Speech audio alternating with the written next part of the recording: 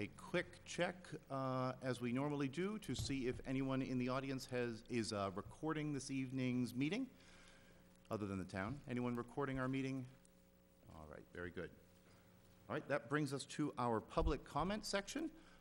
Our public comment section, just a quick reminder that our public comment section is available to any member of the public that is in attendance.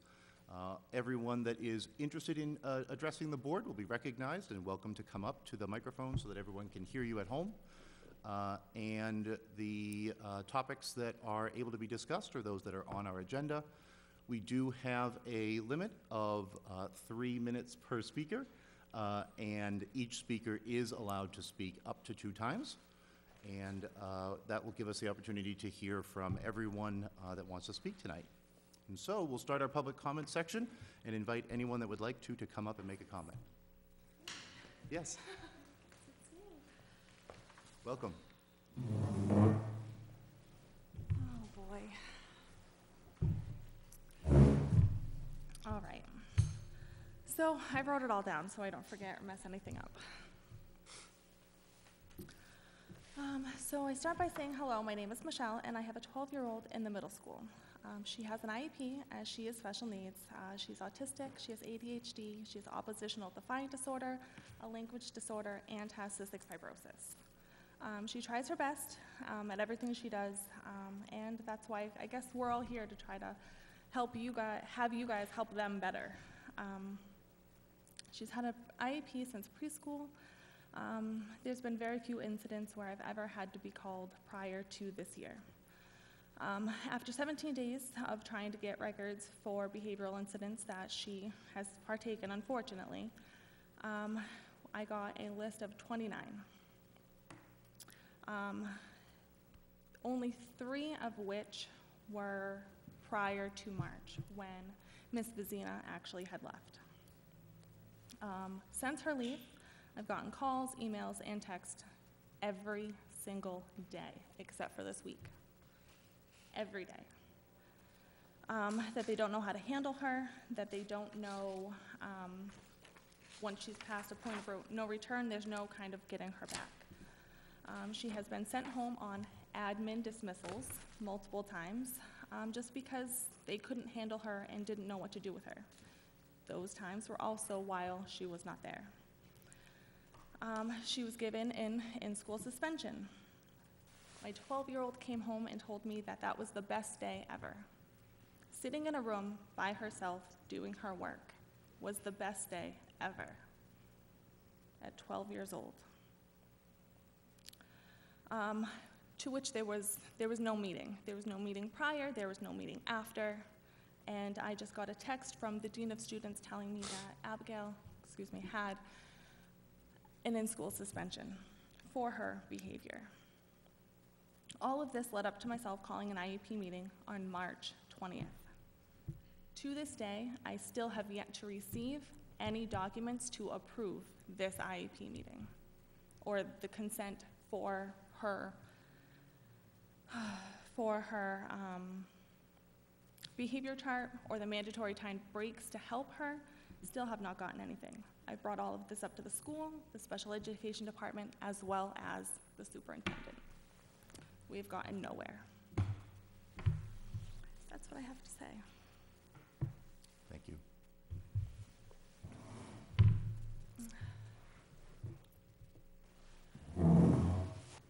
Others that would like to address the board? Sir.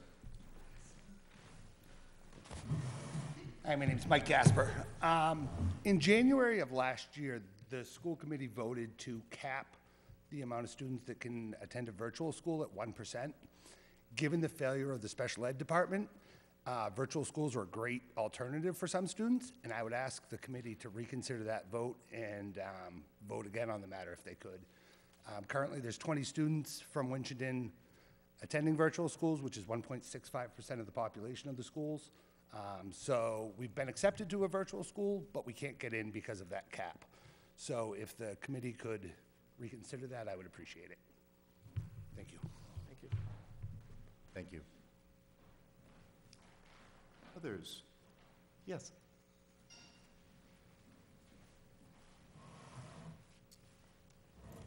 Hi, my name is Renee Eldridge. I'm a community member and just wanted to ask a couple things.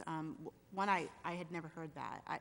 So that's, I don't know if somebody could expand on that. I know you asked that these points meet your agenda. So actually, I'm sitting here for twofold. Could we going forward have a copy of the agenda for all of those in attendance, just so that we have, kind of the order of that? I know that you post it, but if we could have that as people come in, that would be great, because I'm not up to date on what the agenda is today, so I apologize. But again, that was a surprise to me. I didn't realize that we had a cap on virtual schools. And if appropriate, I'd like to just understand why that was done. Is it because of loss of funds, or? During our public comment, we don't have a discussion, but all of the points that are brought up may be responded to during the meeting or after the meeting. Okay. So you would address this during discussions today, or I'm trying to follow what you're saying? Yeah, sorry, I should have been more clear. During today's meeting, some of the topics that are brought up during public comment naturally will be answered based on the things that we have on our agenda. Okay. If they're not, then our expectation is that we will answer the questions after the meeting. Typically, we assign those to the administration, and the administration gets in touch with the party that's maybe asked the question. Okay, thank you. Yes.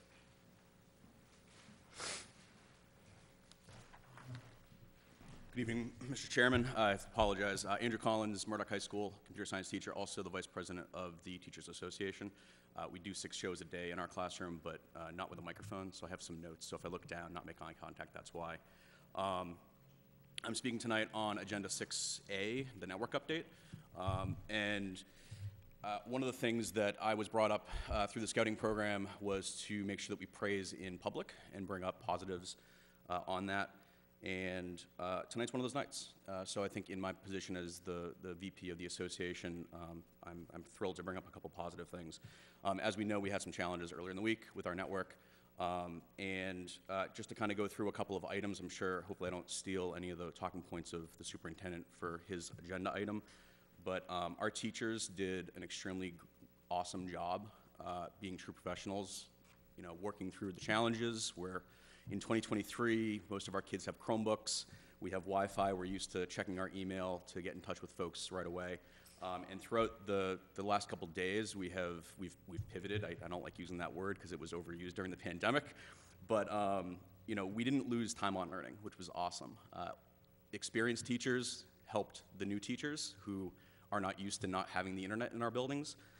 We were able to teach things like resiliency and being prepared for extreme cases to our students. I myself, as a computer science teacher, got to talk about cybersecurity for 2 days, not having internet or a computer to log into, which was really cool.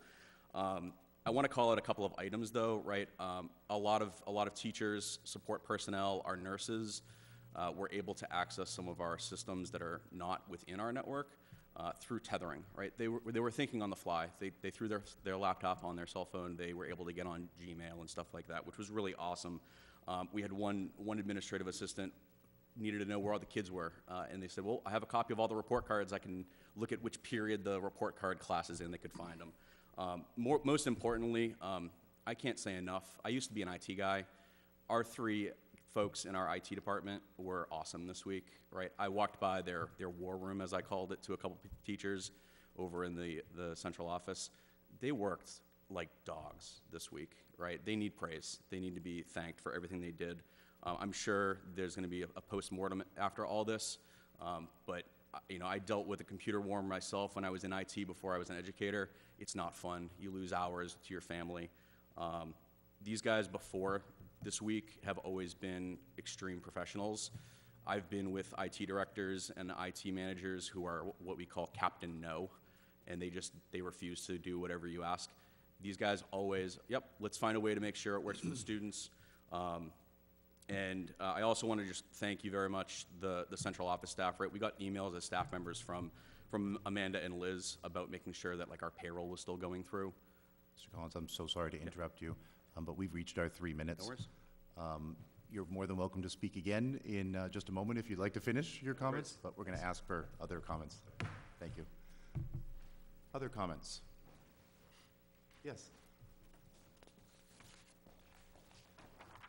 Hi, my name is Alexa. I don't have a speech like I did last week. I just have questions and concerns, I guess. I was wondering if any of you were made aware of the situation that happened with the male substitute teacher. If you guys ever got an investigation report on it, because the story that was put out on Parent Square from the superintendent compared to the story that two different, I guess, secretary personnel gave parents, all three stories are completely different. I unfortunately do have a daughter that will be attending this district very soon, so I will be back, unfortunately.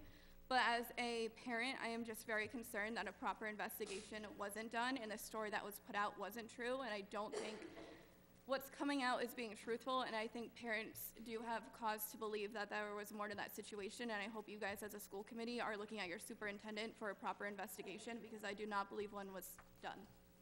That's all. And it also, nothing was put, I was the parent that posted on Facebook about the substitute teacher. Not one communication was sent out to the parents in regards to that before I brought it up on Facebook. I think almost days, maybe almost even a week went by before it was brought to any of the parents' attention. And just as a parent to know that another male substitute teacher went into a female's bathroom and no communication was sent to parents at all until it was posted on Facebook is absolutely disgusting. It wasn't on accident. It wasn't, and students are saying that, so. Thank you. Other comments? Yes. No, you go right ahead. Hello, my name is Hello. Christina. I have an 8th grader who suffers from mental health disorders. One thing that I have experienced in the last 3 years at the middle school is not having correct supports for students that have mental health disorders.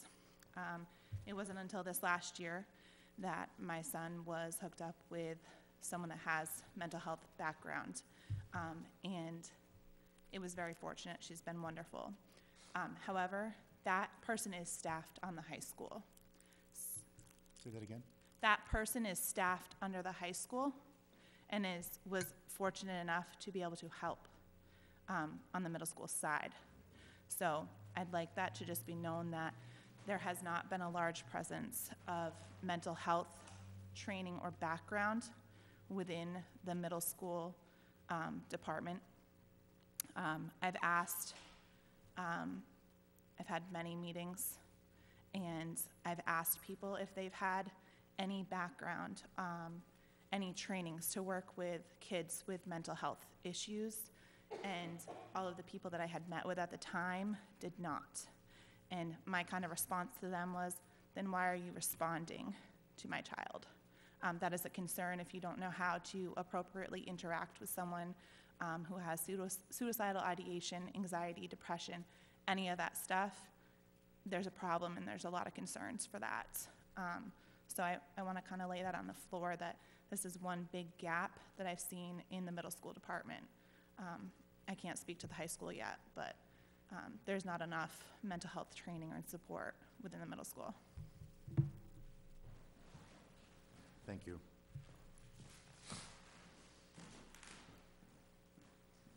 Go ahead. So I would like to know, Mr. King, when you proposed the reorganization of the schools, you stated that the reorganization would not cost any but either positions within the district. And I would like to know if you still feel that your reorganization plan is not costing anybody their jobs. So any pink slips that were handed out were not in relation to the reorganization. Because it's certainly public knowledge at this point that teachers have been reassigned to different grade levels and become part-time and are teaching different subjects, et cetera, et cetera. So that's my first question. My second commentary is really more for the school committee. I know that at some point the renegotiation of the bus company's contract is going to come up if it hasn't already. And I highly recommend you ask questions and do some research on the bus company, because outside of the nightmare that it's been to have to actually deal with them this year, I do believe that there's some, let's say, pending criminal charges on the bus drivers with this bus company that have to do with this district. So it might be worth looking into. Thank you. Yes, please.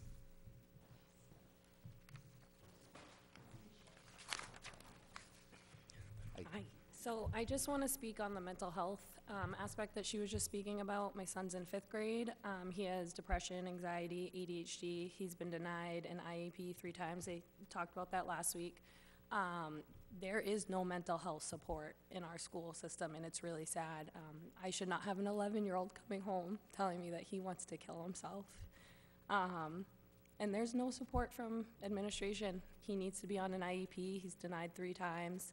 And his psychiatrist, psychologist, and therapists have all said that he does great at home. He's a very happy and loving kid. It's because he has the support, and we know the strategies that he needs, but there's no support at school for him. And this needs to really be looked into, because I thought I was the only one struggling with this, and I'm not. And these kids are good kids, and it's sad that they're being labeled bad kids because they don't have the support that they need in the school system.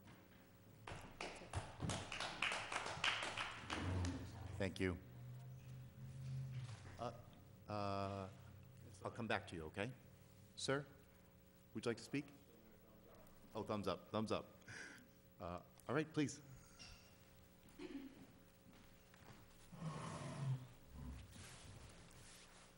My role as a professional is a community health worker and a collaborative liaison for the Handle with Care initiative.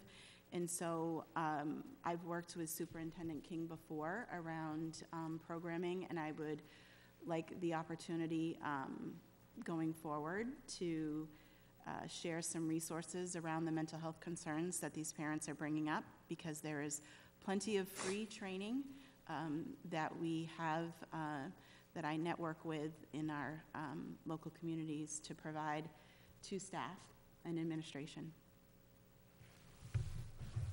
Thank you.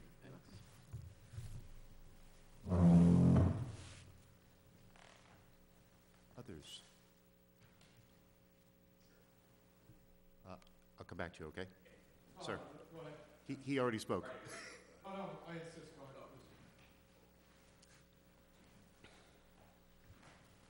So again, just to kind of wrap up what I was saying from earlier about the network update, just thank you to everyone who helped out this week, teachers, support staff, IT department, central staff, superintendent. You know, our concerns as an association between personnel data being lost, not being paid, being able to effectively teach the children of this town, you know, they were answered when we asked. The door was open, which was great. It was great to see that our staff kind of rallied together on this issue. It was a little, I hate to bring this up, it was a little PTSD from a couple years ago when we were pivoting all the time, but the staff was doing great, and I just wanted to make sure that was said publicly. So thank you for your time. Thank you. Sir? Mr. Murphy, hello. Mr. Forsythe, Mr. Vane, Ms. Jordan, Mr. King. To put it out there, I've been over this country numerous times. I come back home, this is my hometown, you know, 18 years old, I move out, want to go see the world, I did it. Had kids in different school systems around this country. Come back here thinking, hey, my kids are going to get a freaking heck of an education. I'm embarrassed, ladies and gentlemen, of this leadership. We have a chemistry teacher teaching high school right now that's not even a chemistry teacher. That is appalling. I have a young one at Toy Town. This is the 4th freaking time she's come home with head lice. They do not do checks at school anymore because we single kids out. We single kids out after they get something. We single kids out because of COVID. We make them not come in because they're sick. There used to be a time, correct me if I'm wrong, if you all haven't sat through it before, that kids used to get checked in school for head lice. And now it's spreading rampant. And it's getting impossible. Do I come back to Mr. King, I understand that you are the superintendent. Do I bring my bills to you when I have to go out and buy these specialized shampoos? Do I bring them to the school? Because I have to go out because parents can't keep their kids home, kids don't get checked at school anymore? No, no, I suck it up. This is my first time here, first time speaking in front of all of you about this. What is going on in the school system, what is going on hearsay, thearsay, is an abomination of what this town used to stand for. And it starts with the leadership. It starts with the people in this room right here. And if you can't suck it up and say, hey, I messed up, then you're the problem. There's too many things going on here that these kids should be learning. Desi's failing us. We're failing our kids. You're failing our kids. We can only teach them so much. Granted, teachers have them for 8 hours a day. Parents have them for 16 hours a day. Not every kid is going to be a model citizen. I know it. I wasn't the best kid in school. But I can raise up and say, hey, I messed up. If I had more discipline, we had teachers that had more discipline like Bob Ganley, Gary Wise, just two off the top of my head. I think the school system will be great. Are we going to get people like that again? Probably not. But what's chasing them away right now is the internal battles that we're having between the hierarchy and the teachers and the students, the curriculum that's being taught. Where is the civics in the classroom? There is none. History's getting taken away, little by little. We're relying on internet now, because it's been down for 3 days. Granted, nobody could have fostered that. Where are the books? Where's this learning? I shouldn't have to come home and teach my kid what they should have learned in school today because the teacher that's there doesn't know how to teach it properly. I'm no chemist. I was an infantryman for 17 and a half years. I shouldn't know how to do chemistry. That's why I send my kid to school to learn chemistry, so she can have a better future than what I had. And it's failing because we can't keep the people in place. What do we have to do, gentlemen and ladies? That's my question to you all. I don't know if you guys are going to answer me back. It really doesn't matter. I just want my voice to be heard because this is getting to the point where I have to come here. I thought this would be taken care of internally, but it's not. And it's an ongoing issue. Thank you for your time.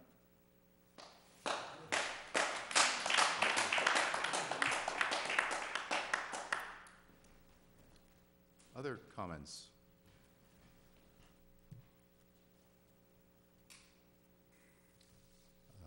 Any comments for the board before we close our public comment portion? Okay, not seeing any. Thank you very much, everyone. As we said a moment ago, some of the things that have been raised here today are likely to be addressed. A number of them are related to the things that we have on our agenda. And I want you to know that, once again, like last week, some of you were here last week, some of you are new, your voice, to the gentleman's last point, your voices are heard. Your voices are heard by this group. Your questions are jotted down. Your questions are, hopefully some of them will be answered today. Others will be answered after today. But this is how public service for us works, and this is how public contributions work for you. So we're very, very thankful to hear from you. This is how we hear the good word that's happening in our town. So thank you very much for that. Our next agenda item is our consent agenda. This evening we only have our minutes in the consent agenda. You have minutes in your packet from 2 meetings, March 27th and April 6th. I will note that when the drafts of these were circulated, there were some typos. I asked for the typos to be corrected. The versions that you have in your packet and in your email, are the edited versions. I'm happy to go through those typos if you'd like me to, or, of course, you've read them, you've seen them. So if there is a motion, I'm happy to accept it. Mr. Chair. Greg? I'd move that we approve the minutes of the March 27th and April 6th school committee meetings as presented. Second. We have a motion and a second. Is there any discussion? Hearing none. Alicia? Yay. Greg? Aye. Larry? Aye. And the chair votes aye. It is unanimous. Thank you very much. All right, that brings us to our superintendent's report, and we will turn it over to Mr. King and Ms. Pavinsky. Great. Thank you.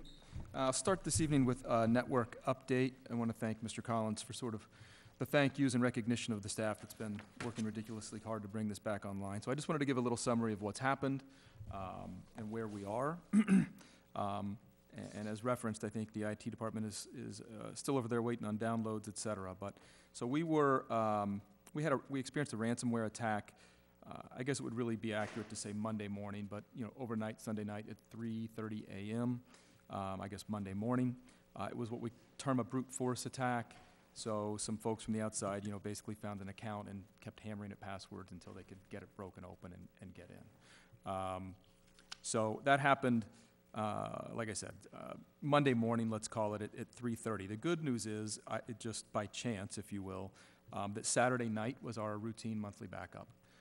So everything for the district was backed up about 24 hours prior to the actual ransomware attack. The ransomware attack specifically went after PCs only. So those folks on the network that had Macs or had Chromebooks, et cetera, were not affected in any particular way. The primary folks, our network runs actually on PCs, so the servers and whatnot are PCs. A number of the teachers are issued PCs as opposed to Macintoshes across the district. The good news is, sort of the way it worked, we use a cybersecurity company called CrowdStrike. Their software actually detected this, the ransomware as it came into the computers. So if a person actually logged on, they came in Monday morning and attempted to log on to their PC, which is when this would take effect on their PC, the actual cybersecurity that we have actually stopped the login. So teachers weren't able to log into their computers, but it really wasn't as an effect of the ransomware specifically. It was actually our software stopping it when the executable started. So, but that did disable their computers for a time. It also disabled our servers that all shut down. There's no evidence, and again, we're still working on this, but there's no evidence of data loss at this point. There is an ongoing forensics audit being performed by CrowdStrike, the company we use, our cybersecurity. They have a team of about 6 people working with our IT department, going through all the servers, going through the PCs, whatever is necessary to do that particular audit. And again, no data has been lost that's been able to be detected. So we're very pleased with that.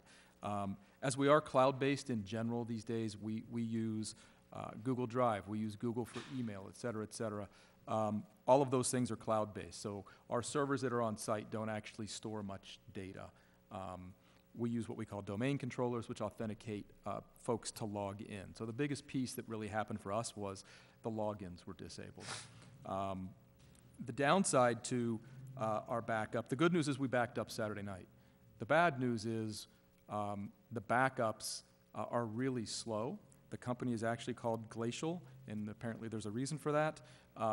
The restorations of each of the servers are taking approximately 15 to 20 hours just to download. So I think Mr. Collins referenced over in central office where we have a lot of servers and backup types of PCs currently running while we're downloading the backups, the restorations at nights that then we can, while the audit's going on during the day, we can then restore the servers one at a time in sort of a methodical fashion. So as of today, most of the operations on the network are back up and running. As you may or may not know, our phone system is also network-based. We're a TCP/IP phone system, so that it impacted our phone systems as well. The good news is our system is set up so that 911 calls are always available outgoing. So if there are any emergencies, we could always place 911 calls.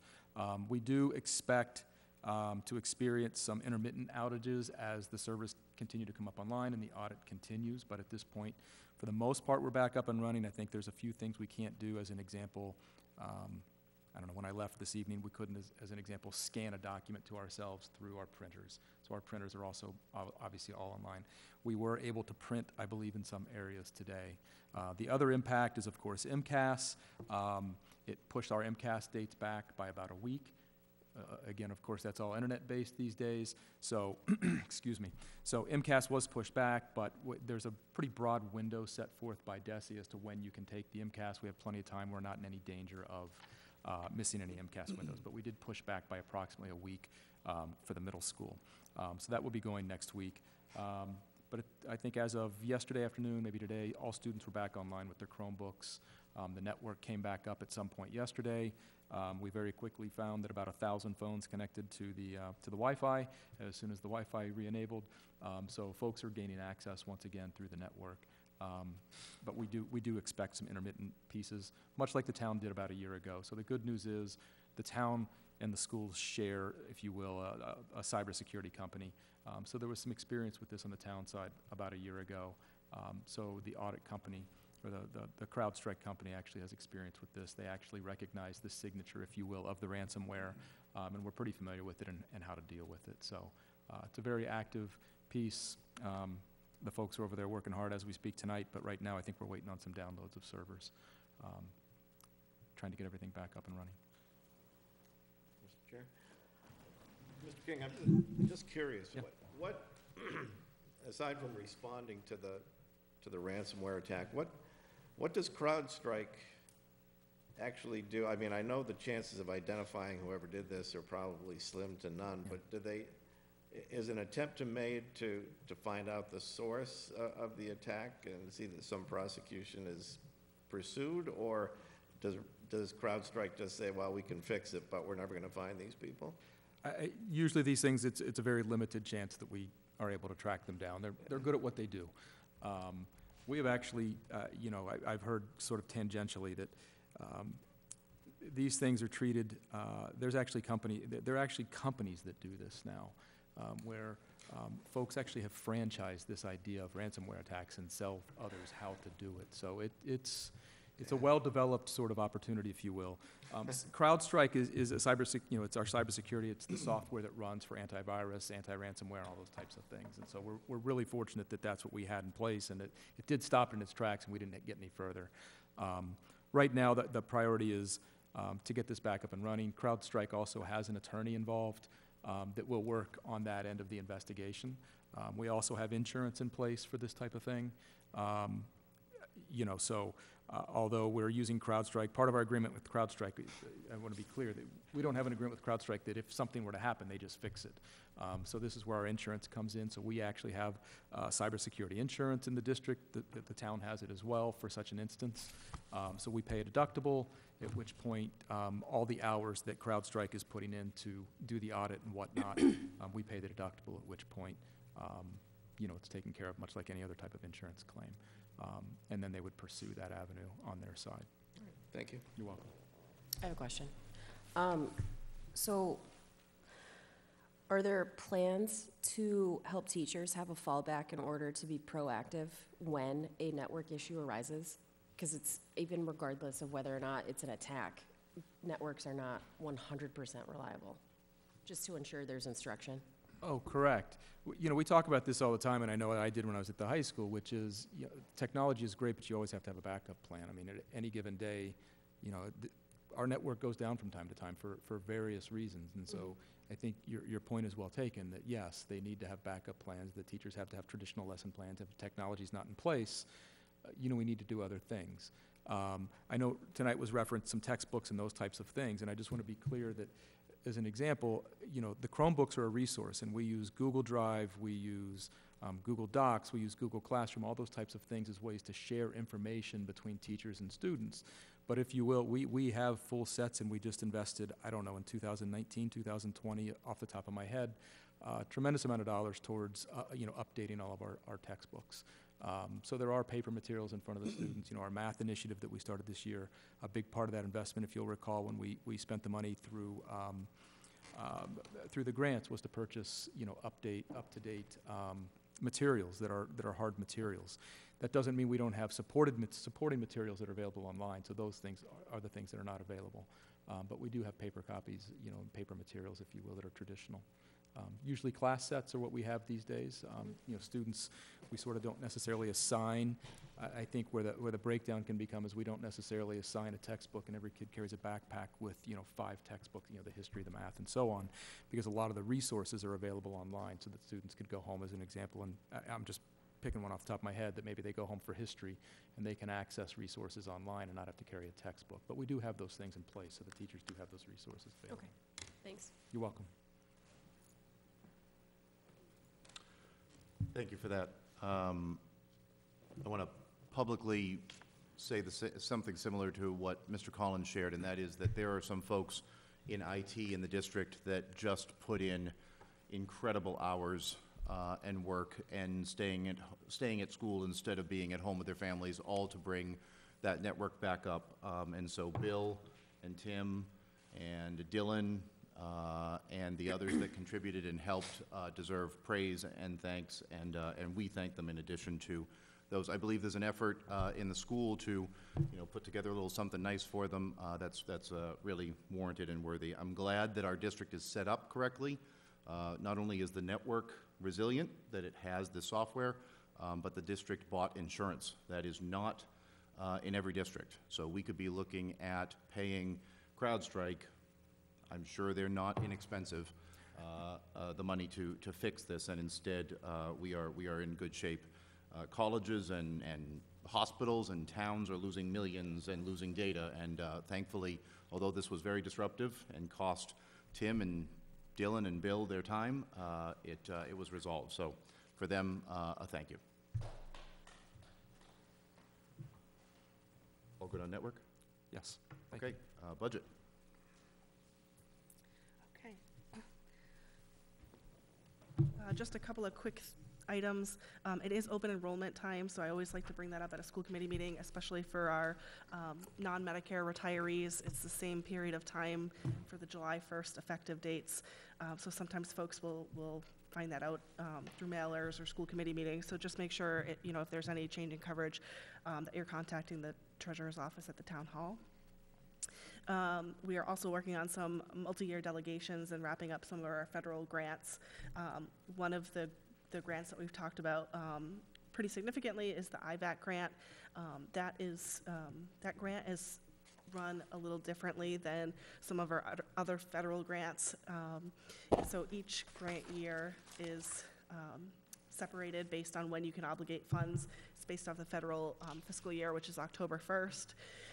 And then they do also work within the state fiscal years, local fiscal years, which is the July 1st date. So you may see some notes coming through on the multi-year delegations with grants, but specifically with this IVAC grant, it's set up so that I can run from the 2023 fiscal year until 2027. However, the way the state runs their grants is that they give you an initial payment of 10% of the grant, and traditionally we were able to do a multi-year delegation and roll those funds over. The state is doing a new rollout of, it's called GEMS, but it's a educational grant management system, which becomes live on July 1st. So all of our new grants moving forward will go onto the new grant management system. All of our old grants and multi-year delegation grants are going to stay on Ed grants until they reach their conclusion and we do final reports. But as a result, we are going to have to, any funds that are not expended of that 10%, we will have to send back to the state and then receive those again in the next fiscal year. So we just wanted to make sure that everyone was kind of aware of that. You will see it. We'll print out all that stuff when it comes to warrant time, but just kind of giving a little bit of an explanation behind it in case I'm not right there when you come in to sign or whatnot. And we expect that probably in the next 30 to 60 days. With the budget report, we're in excellent shape. This is inclusive of all expenses and encumbrances through April 30th. You will notice on your munis report that the expense transfers that were requested have all been posted and are effective on the munis report. The salary transfers that were requested have not been posted yet. I did reach out to the town accountant today, but we weren't able to connect with the phones. And I'm just not sure if she hasn't posted them yet or has had time to actually process them, but I know she's working very hard to catch up on those. So your spreadsheet here is accurate, and we do have those salary transfers pending. Anything that was significant within the budget, I did put a note sort of on the side. Most things are just making sure that we're hitting the right categories. And we will do a final end-of-year budget transfer at the end of the year to make sure that there's no, it's all net zero. But there are a few where we will have to do a reclass. Specifically, it comes in with substitutes, the way the traditionally payroll officers have charged accounts directly. For example, if you have a substitute for a history teacher, they're charging the history salary line item, but we really want to be charging the sub line item for the specific school because we do report those funds to DESE based on short-term and long-term subs. And so we just sort of have to reclass some things there. But those notes are in there. We're in great shape for this point in the year. Mr. King and myself have met with each school over the last 2 weeks just to sort of review their point-in-time budget so that we can make sure that any funds that will not be expended before and obligated before the end of the year, we are allocating into other initiatives, whether it be security cameras or facility improvements or curriculum materials or whatever initiatives we may have so that we can ensure net school spending for the end of the year. That's all I have. Yes. Just a quick question. We're not talking big bucks here, but I just was looking at the memorial custodian substitutes and O-time salary. Have we been having unexpected absences or? We do have a memorial custodian who is retiring, and we did have some shift in staffing assignments. So we did have additional substitutes there, sort of doing training and then taking over some of that. So that memorial custodial subline will actually be in the positive and we can offset it. Okay, thanks. That makes sense, absolutely. Okay, thank you for this report. At the end of the fiscal year, like this is even more helpful now than earlier in the fiscal year because we can Yes. see we're at 96.7%, which on May 1st, how much closer, how much more perfect can you get? So Yes. this is very helpful. Thank you. Great, thank you. Okay, sorry, what are we on? We're on district update. District update. So I think I'll start with sort of the reorg update. I think the biggest piece of activity we have seen, we asked for your permission to get the boxes, if you will, or the large boxes for disposal of materials, and peeking my head into those boxes, I can see that those are starting to fill up, which is very nice. Some of the shredding of confidential materials, I know that at least one of the buildings has filled 3 bins, so moving along nicely on some of those items. We've also just this week, yesterday, actually last night, we've had to do some work from home since we didn't have networks here, and folks could take their computers home, quite frankly, and work from home on their networks. They just couldn't do it here and access some materials. So we were able last night to distribute room assignments, so that was one of the pieces with the reorganization. So if you recall earlier, we had passed out sort of assignments for next year, which is a typical thing we do every year for each of the bargaining units. And then one of the things that we also agreed to was to make sure that the room assignments were assigned early, so that teachers not only knew which building they were in, but they also knew which room they were specifically assigned to within that building. It'll also help in next steps when we start boxing those up. We would anticipate printing out some sort of stickers or something to that effect and provide those to each teacher so that they can slap those on the ends of their boxes and they know, we know where those boxes are destined when the move comes time and gets to the right locations as opposed to markers, and everybody writes it somewhat differently. So those went out last evening. Each of the principals sort of wrapped those up, and we sent out spreadsheets to all the teachers, not just those that are impacted, but everyone across the district, across all the bargaining units that would be impacted. So I think it's an appropriate kind of segue into a couple of things I'd like to address. Unless there's questions specifically on the reorganization, I'll take a pause to see if anybody has a question on that specifically before I sort of transition to a segue there. Okay. Around personnel matters, and I think, Ms. Ketty asked this evening, so I'm not going to speak to individuals specifically. That's, really, those are confidential matters, and we don't generally discuss individual matters.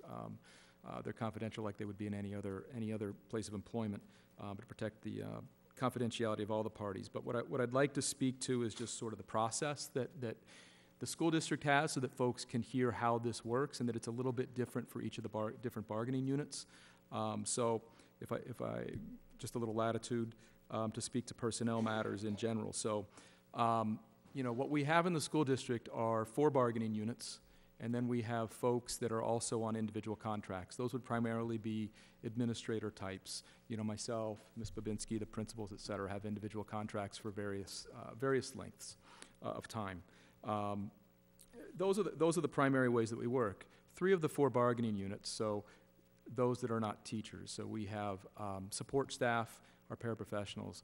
We have custodial staff is a separate union, and then we have the secretarial staff, which is a separate union. Each of those unions have what is termed a 90-day probationary period within their contracts. So sort of an at-will component, if you will, of those contracts that you're familiar with during our negotiations.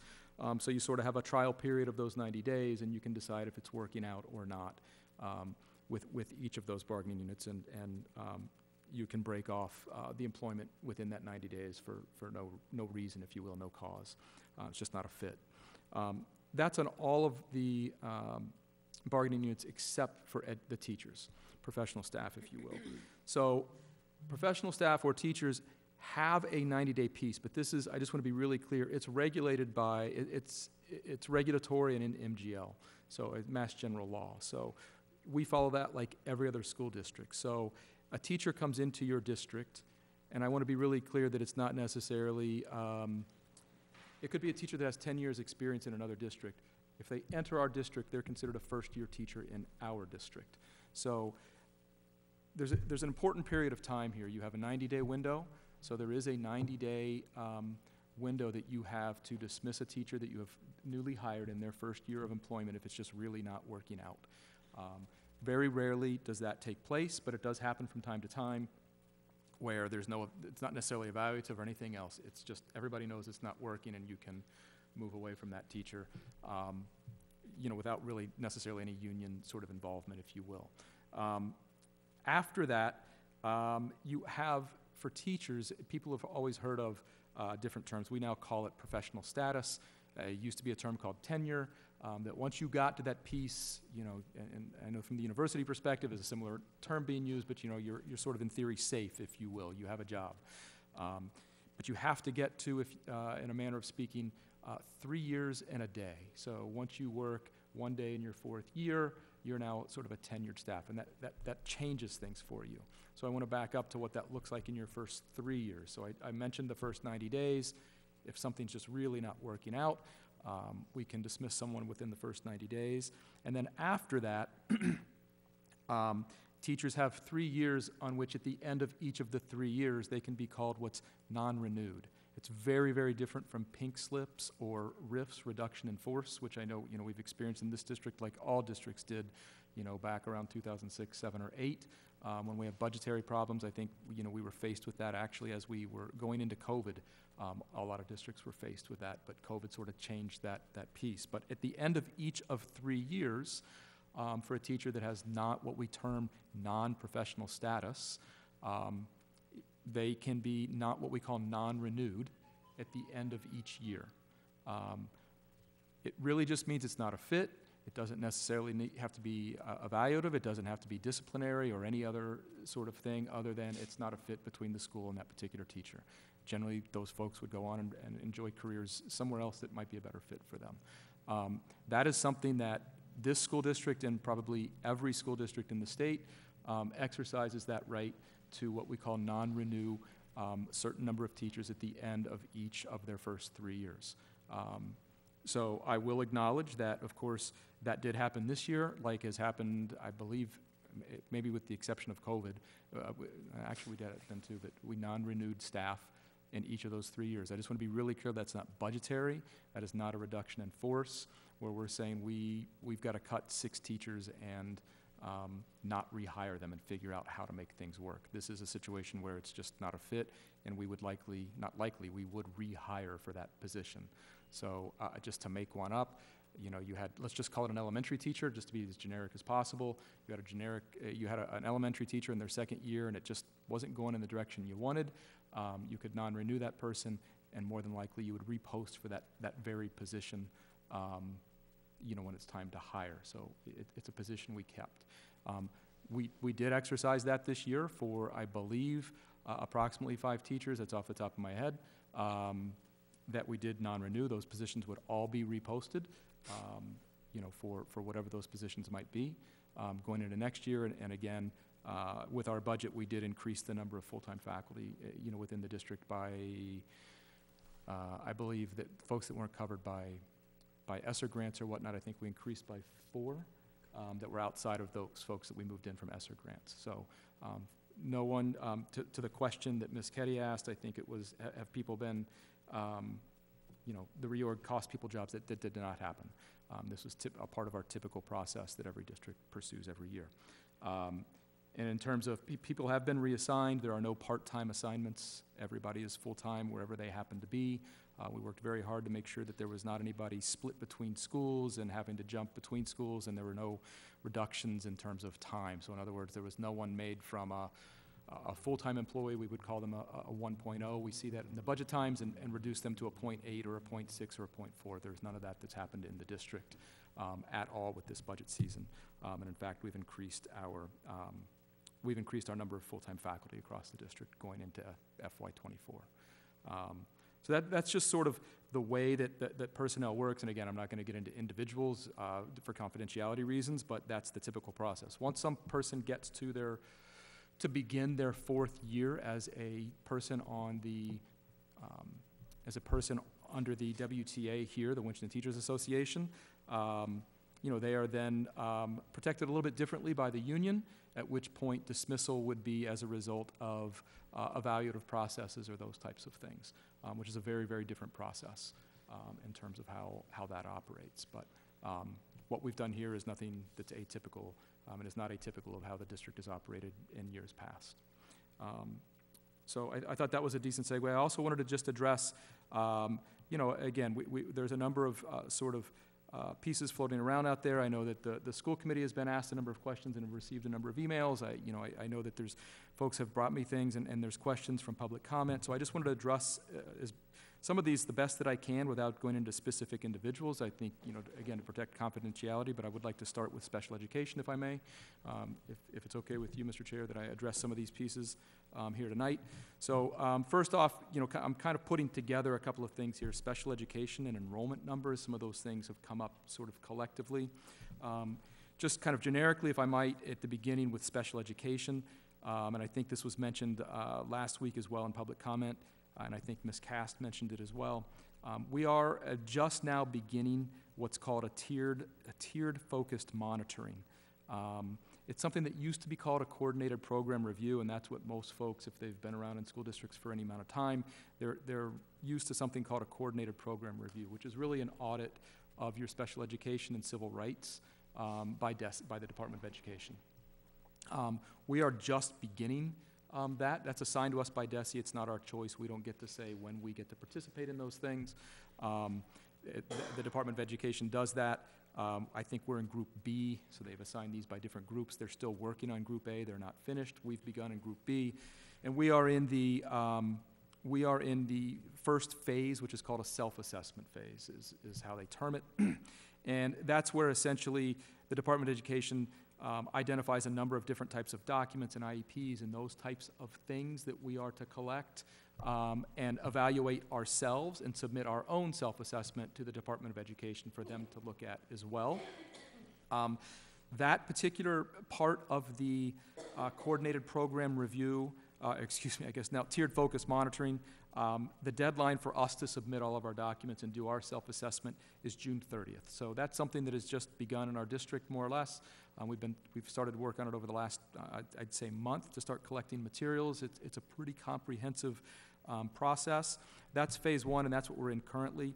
The second phase is what is referred to as the on-site verification phase. That would start sometime, most likely, in the fall. We don't have a date for that yet. DESE has not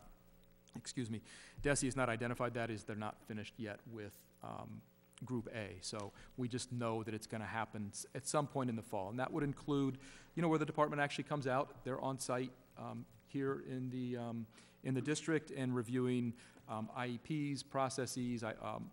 They'll be in classrooms, all those types of things that you would expect and would desire from a full audit of our special education and civil rights programming. So that would be sometime in the fall, at which point, when they've been here and finished that up, they give us an initial sort of report, and then it takes, 2 weeks to a month where they formalize a report that would then be sent to the district. I wouldn't expect that before, say, and this is just me spitballing. I don't have dates for this, but I would suspect that sometime early winter, possibly before the holiday break, would be when the whole process is finished. Yes, sir. What is the family's involvement? So you're doing a self-assessment, then they come on campus. What's the involvement of the students or the families? Are there focus groups? Are there, how do they? Does DESE talk to the family? Yeah, I'm going to be honest with you. I'm not an expert on that in terms of the detail that DESE would do if they bring in folks, if they invite families. I can look into that and I can come back with another answer. I don't want to answer that off the top of my head and answer that incorrectly. You said that you're doing a self-assessment or a self-audit. Who does that include, and how do you ensure that it's objective? That's 100% by, DESE directs it. So they just ask for these documents. They review everything that we do. They assess our self-assessment, if you will. So we would go to teachers, we would pull possibly IEPs out of our, out of the software. They're printed and set to DESE, those types of things. They might request, I'll try to talk into the mic, handbooks, because this also extends to civil rights, so it's more than special education. So they ask for those documents, we review the documents, tell them how we perceive the documents, but then they review them to give us the feedback from that as well.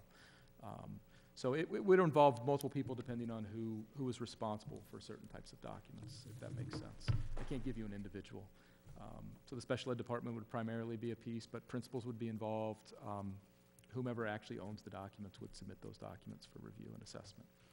And it's very programmatic, if you will. Like I said, it used to be called a programmatic review. And, we go through the documents and fill those out and submit. Okay. So those, like I said, the on-site piece would begin in the fall. And so they'll actually be in classrooms. They'll actually have access to our files and those types of things. This is a very typical process. Not indicative of anything that's been going on. Every district goes through this every so many years. And at which point, once you get a report, then there's a midpoint where you have to give an update. So if there were some findings, there would be a midpoint review to say, have you addressed whatever those findings might be, until you get to your next component. Mr. Murphy? Yeah, thank you. Thank you, Mr. Chair. I remember we had one, Greg, you probably remember this, we had one about 6 years ago, and we were all interviewed individually. And so they do interviews as well as looking at the documents. It's similar to a New England Association of Students and Colleges accreditation. It's very similar to that. We've had those in our district as well. They come through and they again, you have to collect all the documents, you have to make them available, and they will go through all of them, and then they interview groups of people from every stakeholder's point of view. So parents will, I'm sure they haven't changed it since in 6 years. They'll be interviewing parents, they'll be interviewing teachers, students, school committee members, administrators.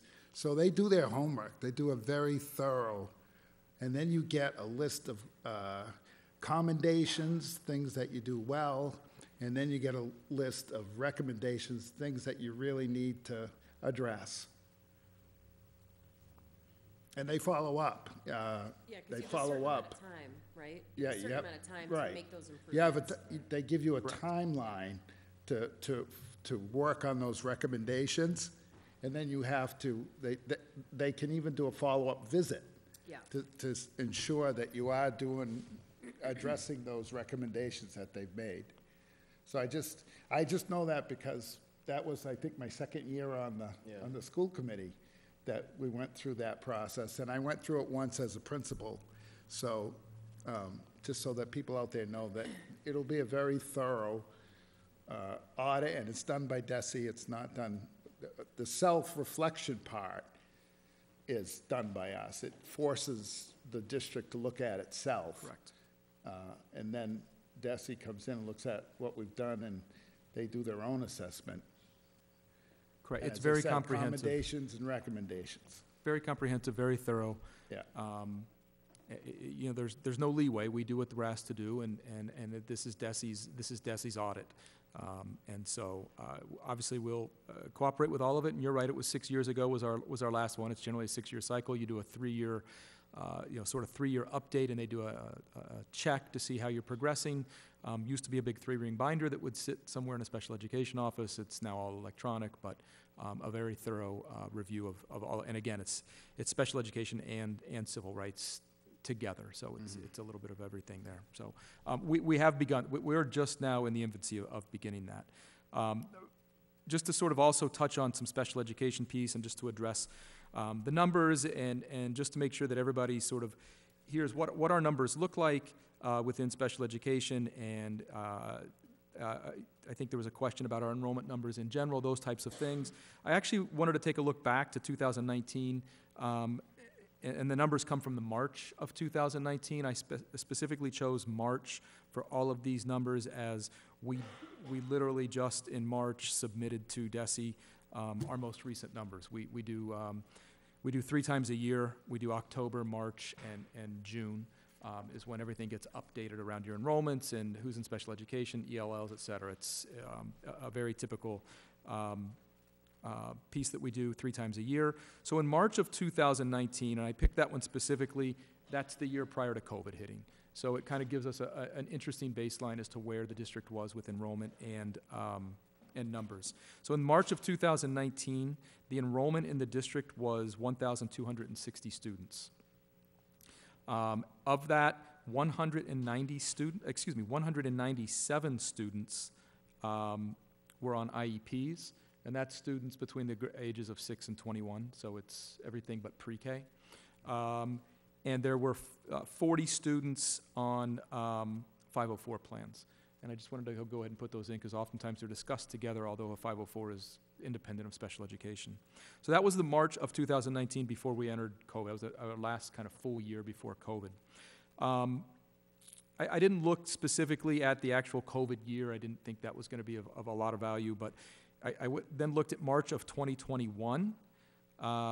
Enrollment, 1,165 students, and our special education numbers jumped to 242 students on IEPs and 47 students on 504s. So probably not surprising, as we're sort of moving at that time out of COVID. So then what I wanted to take a look at was March of last year to March of this year, as that we had some conversation about these pieces at our last meeting. So in March of 2022, so a year ago, our enrollment in the district was 1,201 students. The number of students on IEPs from the ages of 6 to 21 was 249 students. And then an additional 45 students on 504s. Just as an aside, to address this as well, just an interesting number, our number of ELL students were 22 a year ago. It's a number that fluctuates pretty wildly for us in this district. This March, so this was just submitted, at the beginning of, it's mid-April is when we actually submit this. And again, just so that folks understand, the way that this works is all of this information comes right out of our student information system, our computer system. So everything that's in our computers is pulled. So these are not reports that we're pulling around and trying to pull out significantly.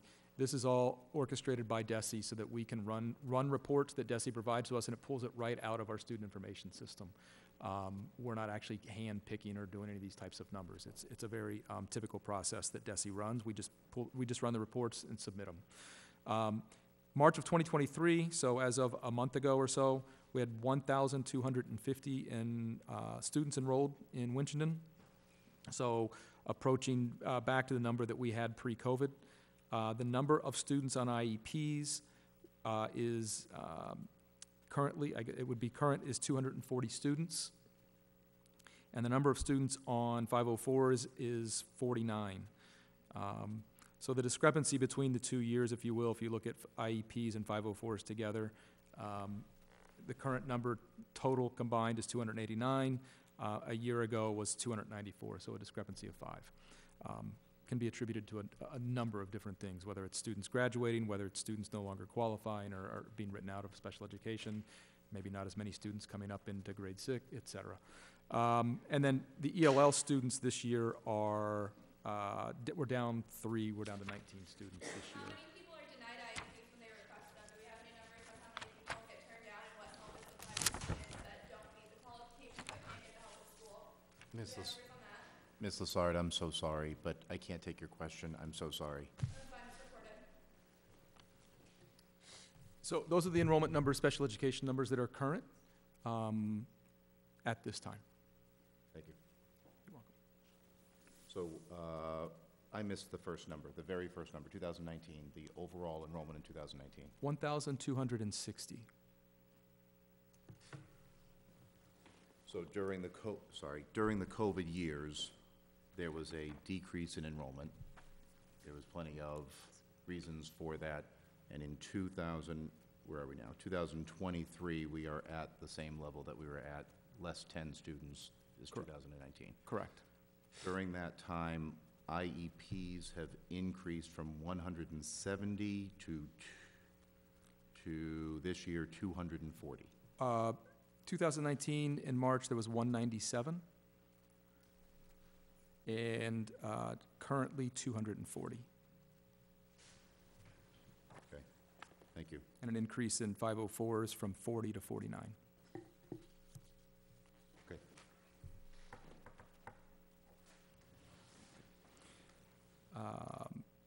That was the piece that I wanted to discuss on special education. There's another piece that I wanted to address. There's some conversation going around, and I think that Mr. Vine asked me about this last week, which was specifically on Summit. There's some conversation or belief that possibly, we're not doing Summit next year. And I will reiterate that we have said all along with the reorganization, this was not an attempt to move away from Summit. I will say definitively that we actually, somewhere in April, I re-signed the contract for Summit for next year. We extend that each year by a year. That was signed very recently. So Summit is there. My impression is that some of this conversation has started from some folks interpreting the calendar. So there was some language that was changed on the calendar. It was certainly, if anything, an oversight, if not just, I know Mr. Murphy was on the committee that we were trying to clean up some of the language and make the calendar a little bit more understandable. I think traditionally there were some indicators on the calendar for report cards for the high school and middle school, where it traditionally would have said for the middle school and high school that we had report cards / progress reports, where the middle school does more progress reports along each of the quarters and then does a final report card at the end of the year. And I think that what was removed off the calendar this year was the word progress reports. That's not an indicator that we're moving away from Summit or that anything has substantively changed. I think worst case scenario is an oversight or just an attempt to clean up some of the language and make the calendar a little bit cleaner. But Summit is still there. Again, just signed a contract with Summit to extend by a year, which is typical. It's a year extension. There wasn't an option. It's not that we chose 1 year instead of 3 or anything like that. That's what's offered, and that's what we signed. It's been submitted and complete at this point. Thank you for clearing that up. You're welcome.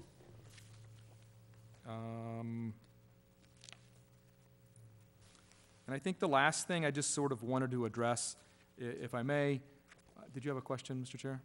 No. Okay. Just sort of the protocol, followed kind of an email protocol that I follow in the district, that I've appreciated from prior administrators when working as a building principal or a teacher, and that I follow today, as it's been referenced. Really, what I like is to sort of follow, if you will, a chain of command. So I'll use an example of a teacher, excuse me, where if something comes in, a concern or a complaint about something happened in a teacher's room, or I'm not happy with something that's going on in a teacher's room, as a principal, I would always want to check and make sure that, a family member has communicated with that teacher first. The teacher should have an opportunity to respond before it comes to me, and so on. When I worked as a principal, very regularly, I was used to, if something came into the district level, was given an opportunity to address it myself first before the district needed to address it, and so on. So it's always that sort of chain of command, making sure that everybody along the way has had the opportunity to reconcile whatever that issue might be.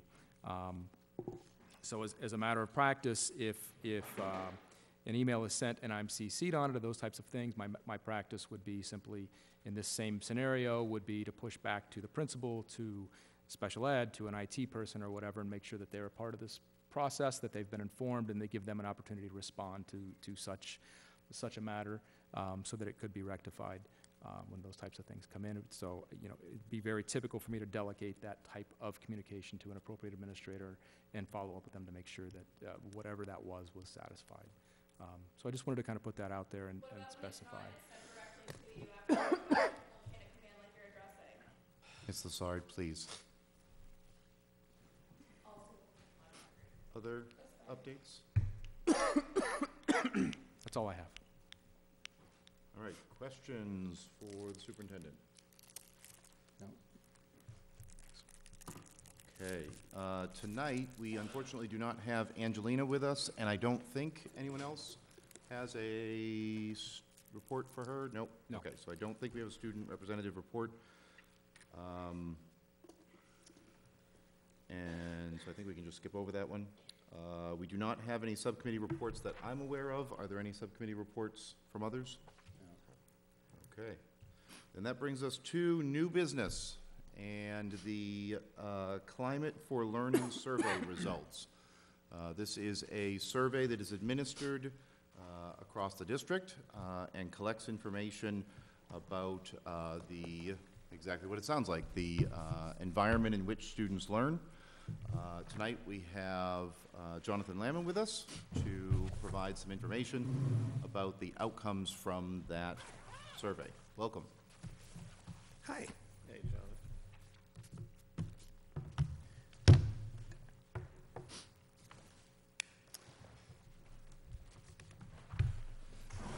Just let me get this open and on first.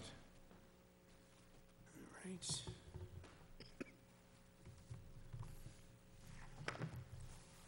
Good evening, everybody. Hey, Jonathan.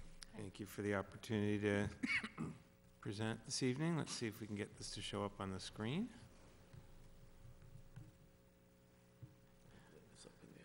Maybe yes, maybe no. Mr. Collins, do you mind? Thank you. Good to have you with us, Andrew. This way. Get out the presentation up there.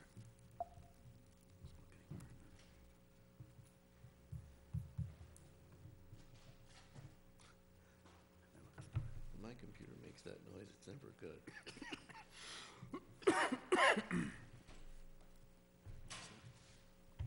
Sure.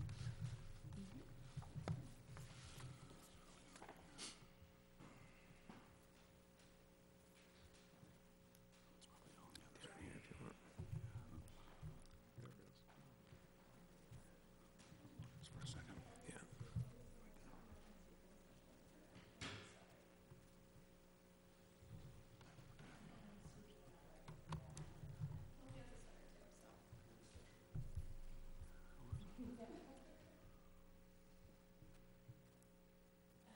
While we're waiting, Would any member like to make a motion to move up item 11, so we can get that out of the way? I'll make a motion that we move item 11 up to, it's between 8 and 9. Second. We have a motion and a second to move item 11 to our next item. Is there any discussion? There's so many screens. All right, those in favor, Larry? Aye. Greg? Aye. Alicia? Yay. Chair votes aye, so that brings us to future agenda items. You do see on your agenda that we have the Monty Tech Local Graduates Recognition. We have the Special Education Update and the Food Service Bid Vote. In a minute, I'm going to ask the members if there are any other agenda items, but I just want to ask real quickly, I'm not sure I know what the Food Service Bid Vote is. Sure, whichever. Amanda. Every so many years, you have to enter into a food service management company contract. So our contract with, we currently use Chartwells, expires on June 30th. So DESE has a template. We are out to bid for a new food service management company. We are receiving bids currently up until Monday, where we will evaluate, and once we evaluate that, we will bring forth the recommendation to the committee to vote for, to enter into a food service management company contract effective July 1st. Will a similar process be done for the bus service contract? The bus service contract is the way it was initiated, was a 3-year contract with the ability to add on 1 additional year 2 times for a total of 5 years, and we are still in that cycle. I want to say we're on year 3, but I'm not positive on what that is. When we go out to bid, we will do the exact same thing, yes. Okay. Other agenda items? Can we, Mr. Chair, can we set a date for one of our meetings to invite the Monty Tech kids here? If I may. So, you know, I think we discussed at the last meeting how to sort of go about this. So I think within the office, what we've fallen on is, you know, is to actually send an invitation, you know, work with Monty Tech essentially to say, we would like to send an invitation to our local residents who are graduating and ask them to distribute it so that we don't have to get into any sort of FERPA issues about addresses or those types of things, which is what I would have anticipated. I certainly would have told them I'm not giving them addresses unless I have to. So what we will do likely this week is send them an invitation, it's Thursday, early next week, to send them an invitation, you know, a nice invitation that we would send over to Monty Tech and ask them to distribute that to the students who are Winchton residents to show up. I believe really the best date would be the 18th, if I'm going to be frank. I mean, I don't know when their graduation is off the top of my head, but if we did the June graduation, we might be pushing it a little bit in terms of their end-of-year activities and various things. So I'm going to make an effort to get that done for the 18th, and we're going to do it by just inviting them through Monty Tech, if that's appropriate. Thank you. That's okay. You're welcome. Good. Alicia, anything? Nope. Okay, fantastic, thank you. That brings us back to new business and our presentation for this evening. Sorry for the tech problems. They managed to get, thank you to Andrew for helping me to get that working. Pleased to share some information with you this evening about the Conditions for Learning surveys, which we conduct in the school district. Just a little background to begin with. So we've been administering the Conditions for Learning surveys at least since 2019, though in 2020, during the pandemic, we administered a different kind of survey on the impact of remote learning instead of Conditions for Learning surveys. So we took a pause at that point. When we conduct the survey links are distributed to all parents and guardians and staff, and also to students at Toy Town and the middle school and the high school. In the past, we also have administered a very short survey to Children Memorial School, and we're going to do that again soon. That's coming up shortly. At the buildings, time is set aside so that students can complete the survey. So there's typically it's done during a homeroom or during a particular class so that all the kids have the opportunity to complete it. The parent survey this year was sent out first on the 10th of January via Parent Square Post, and then there was another opportunity for parents and guardians to complete it when we sent out a notice on the first via the district newsletter. And I think a couple of the schools may also have included links to the survey in their school newsletters as well. So the surveys are long. The surveys are not just looking at the topic of school climate, although that's what I'm going to focus on this evening. They focus on all sorts of aspects of school culture and educational culture and well-being. So they are long. They're generally between 55 and 65 different prompts that respondents are asked to respond to. They are mostly questions, prompts which invite a person to respond along a Likert scale. So, you know, there are always a 4-point scale ranging from always true to never true. And then there are usually we always have a few open response items, but most of them are designed to be able to gather numerical data based on the Likert scales. This year, this is what our response data looks like. I wish I was able to find this out in time for today's committee meeting, but I'm not exactly sure why, but we had at the high school a higher level of response in the 9th and 10th grade than we did in the upper grades, and I'm not sure, clearly not all the students responded, so I don't know whether there was something that happened that got in the way of all the students having the time to do it. Similarly, at the middle school, in both cases, we had a very large and significant sample, but not every student responded in those buildings. So I'm not exactly sure what the reason for that was in either case. At Toy Town, closer to the entire body of students who were able to take the survey took it. District-wide, this is pretty typical. We had over 50 staff who responded, and you can see there how many responded from each building. And we also had 90 or so, I think it was 90 district-wide, 90 parents who responded. And you can see there, which is very typical across school districts in the state. We have a higher response rate from parents of younger children who often tend to be a little bit more,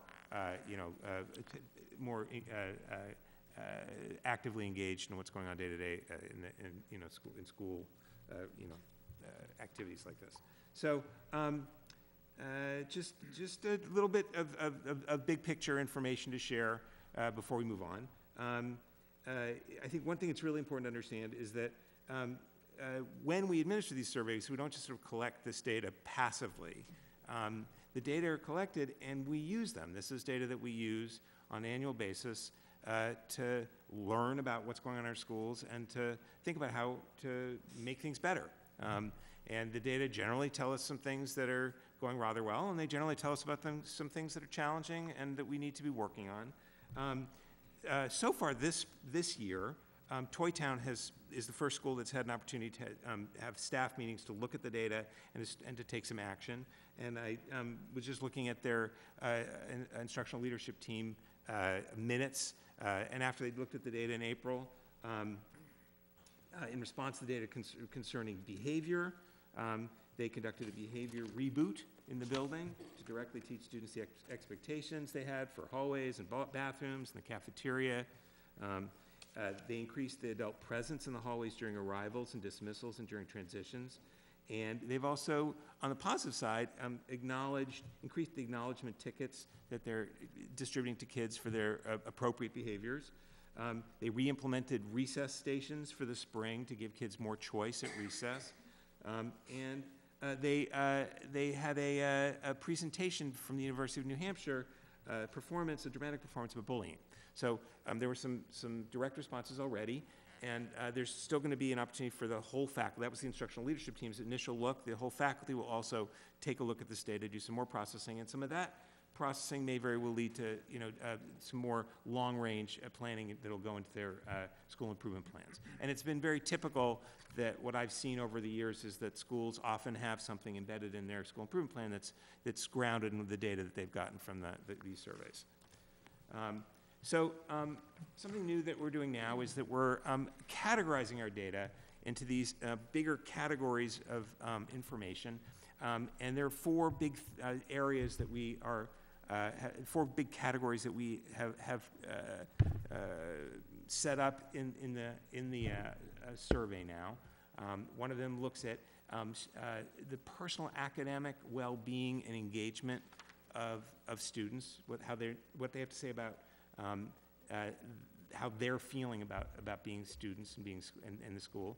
The second category, there are questions about their perceptions of the academic environment in their school, whether they feel like it's engaging and those kinds of things.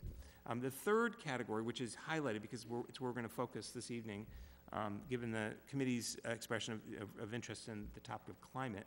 The third category is perceptions around how diversity is handled, the sense of belonging that they have, perceptions of their personal safety in the building. The fourth category has to do with perceptions of the adults in the building and the kind of support that they get from the adults and the connections that they have to the adults. The other thing that we have in this survey now is some pretty in-depth data about bullying, which is not one of these sort of aggregated categories, but it's sort of a topic unto itself in the data. And we're going to look at the bullying data a little bit tonight as well, because I think that's a really important piece of the climate topic. Okay, so first let's take a look at the high school. So I'll kind of move through some of what's in here. So in this broad category where there were 7 questions in this category, in the category of diversity, belonging, and perceptions of personal safety, here's some important trends I want to share. First of all, students who self-identified as LGBTQIA+, were much more likely to have a negative perception of the school climate than their peers. And likewise, students who reported being bullied or having witnessed bullying were much more likely to have a negative perception of the school climate than their peers. Interestingly, students who self-identify, the students that reported being bullied, I'm just curious as to I don't know if this is broken down into percentages or not, but are a large number of those that are being bullied also from the LGBTQ community? I have not actually done that analysis. It's a great question, and I think we should do it, actually, Greg. Thank you for asking it. We actually should take a specific look at that question. Thank you. One of the things that's very challenging is there are so many different comparisons you can make of item to item, but I think that one is, you're absolutely right, we should ask that question. Then the third comment here is just the students who self-identified as BIPOC, Black, Indigenous, or person of color, and those who declined to identify their racial or ethnic background were somewhat more likely to have a negative perception of school climate. So I think broadly what this seems to suggest certainly is that students who self-perceive as being different in some way and maybe having some less positive experiences in the school. Certainly bullying colors things in a really negative way for those students who experience that. Some other telling data, 94% of students say they have friends at schools.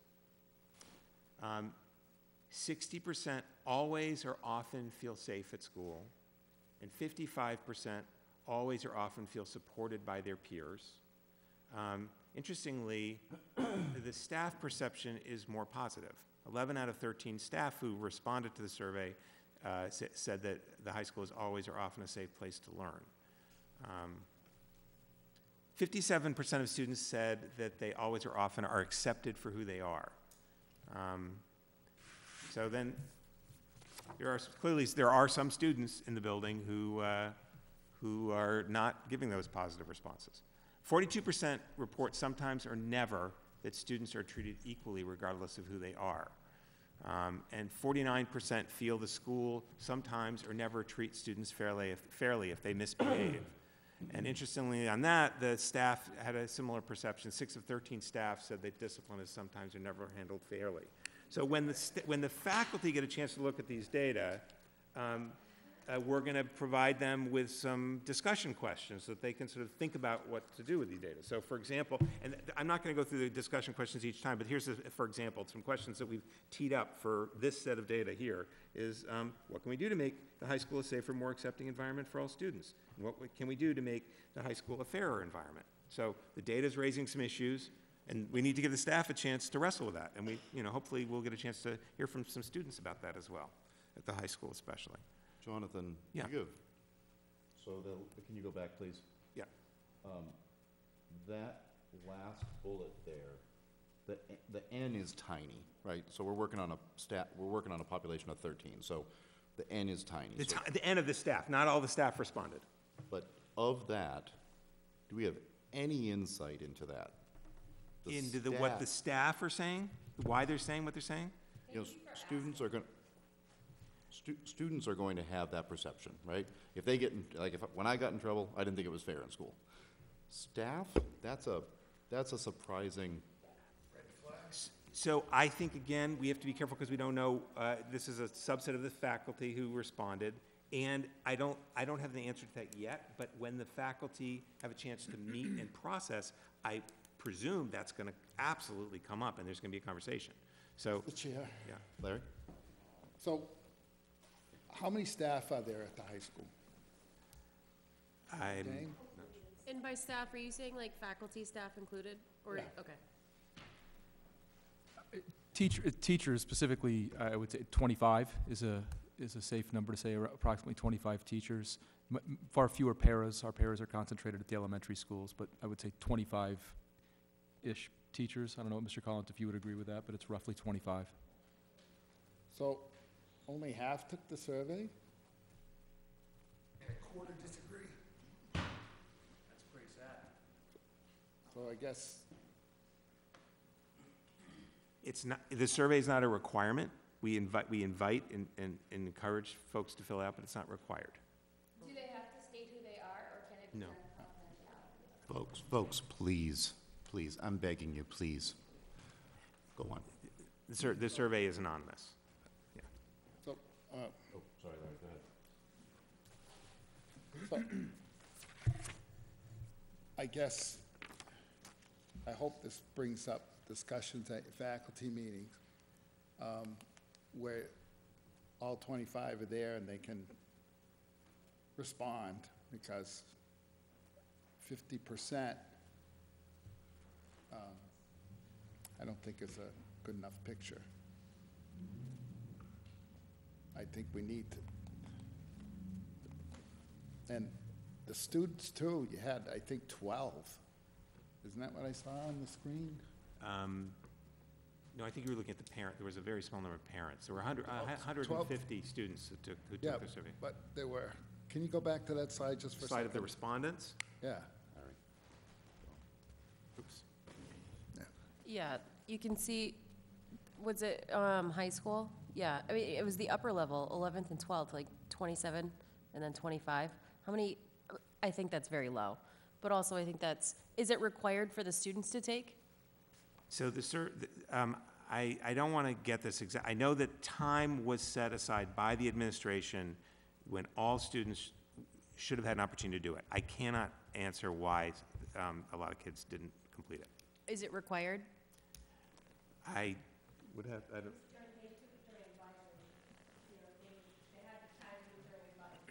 Okay. Got it. Thank you. Thank you.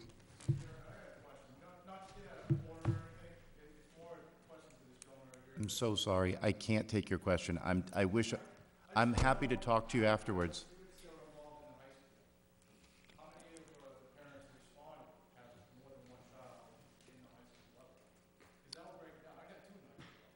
I'm so sorry, sir. Happy to talk later. You can maybe get a follow-up next week. Go ahead, Jonathan.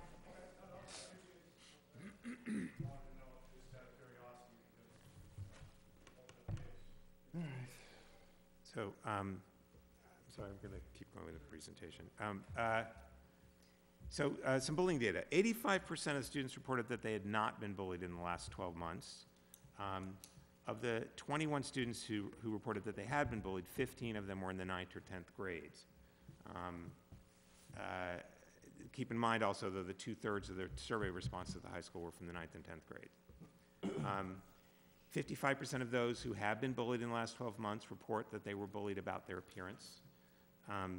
60% of students reported that they didn't tell anyone if they experienced or witnessed bullying.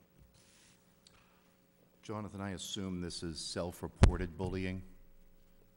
So the students were invited in the survey to say whether or not they'd been bullied in the last 12 months, and they gave an answer. So of the 21, this is the data about from those students, about what those who said yes, I was bullied. I think my obvious point is that bullying has a certain definition, and being what's the word? Being insulted or ridiculed in some way on an occasion is not the same as bullying. And so if this is self-reported, then we have to take this with a little bit of a grain of salt. I agree with that. However, it's also true that this time our survey included a definition of bullying before the questions. Okay. And this is the high school kids who are probably more able to kind of, understand. I think their understanding of this is probably somewhat better. But I certainly think that question about what is bullying is, there's always confusion about that. Okay. Mr. Chair. Okay. Sorry, Jonathan. Greg? Yeah. Would you like me to back up? I understand your point, but I would say if somebody... Mike, use the mic. Oh, I'm sorry.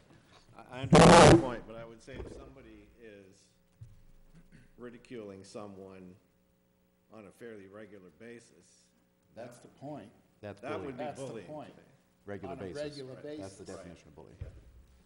Not just one insult. If I bump into you in the hallway and say, hey, you jerks, watch where you're going, Yeah. that's not bullying. Right.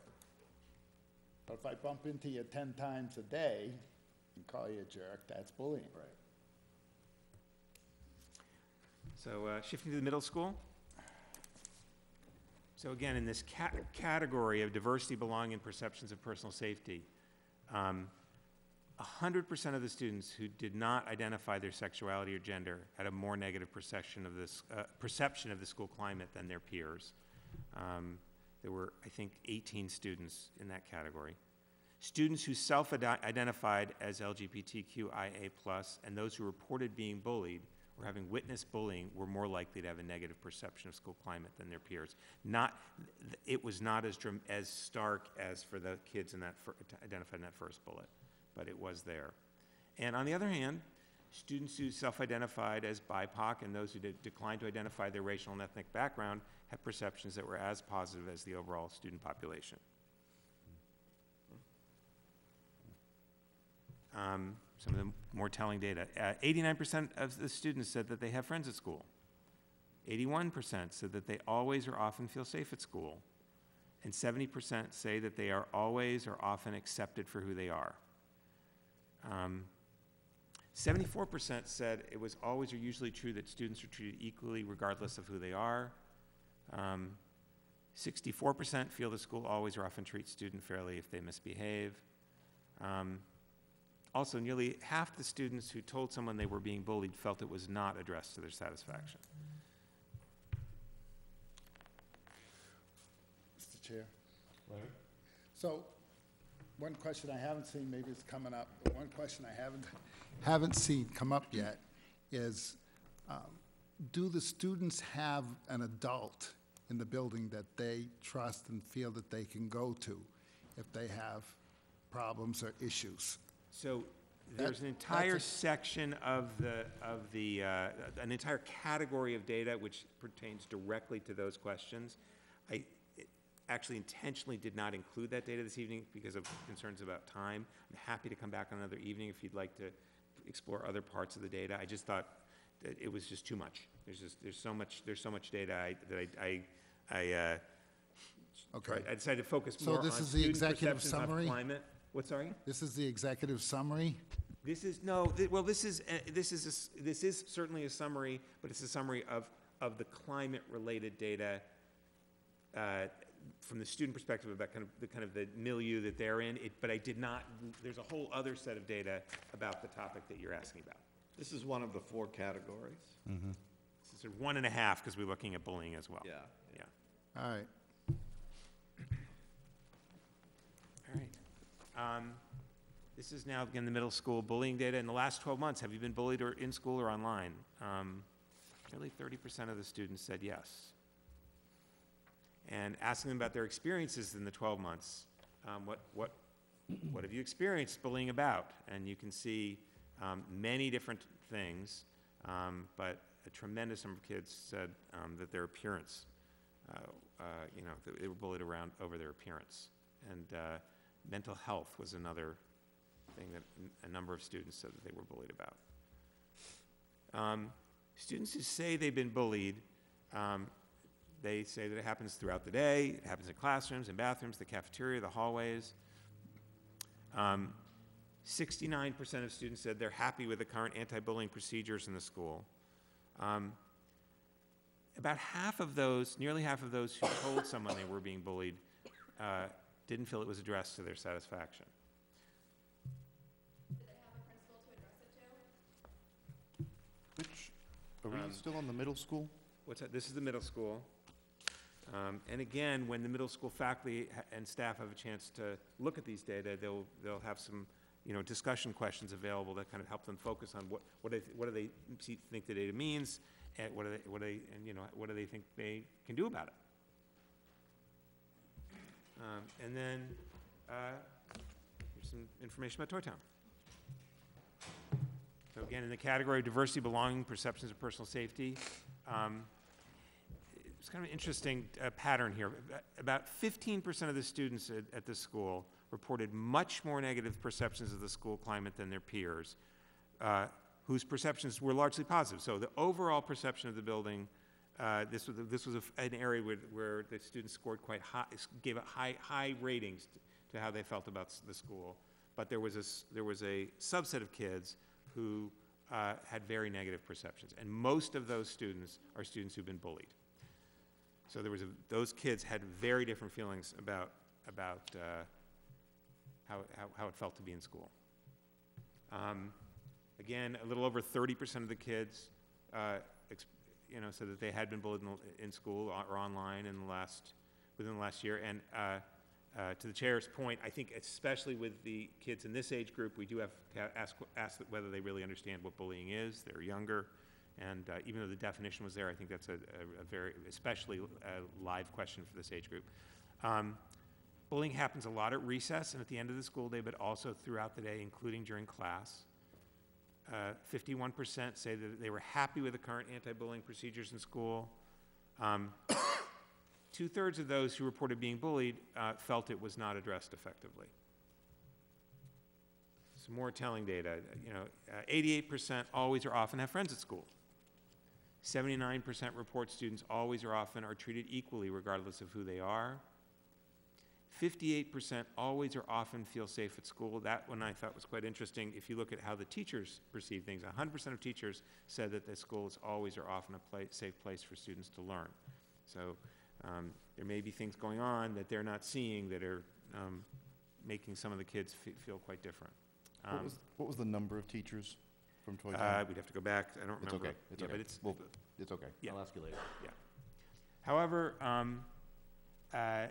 so there's some positive data up top.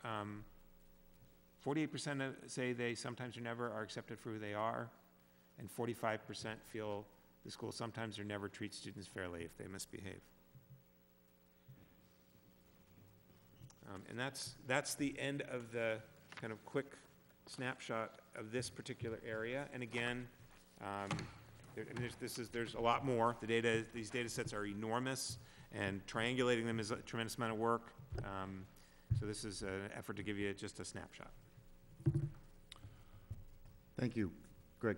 Mr. Chair, thank you, Mr. Landman and Mr. King. I actually approached Mr. Landman regarding this 3 or 4 weeks ago.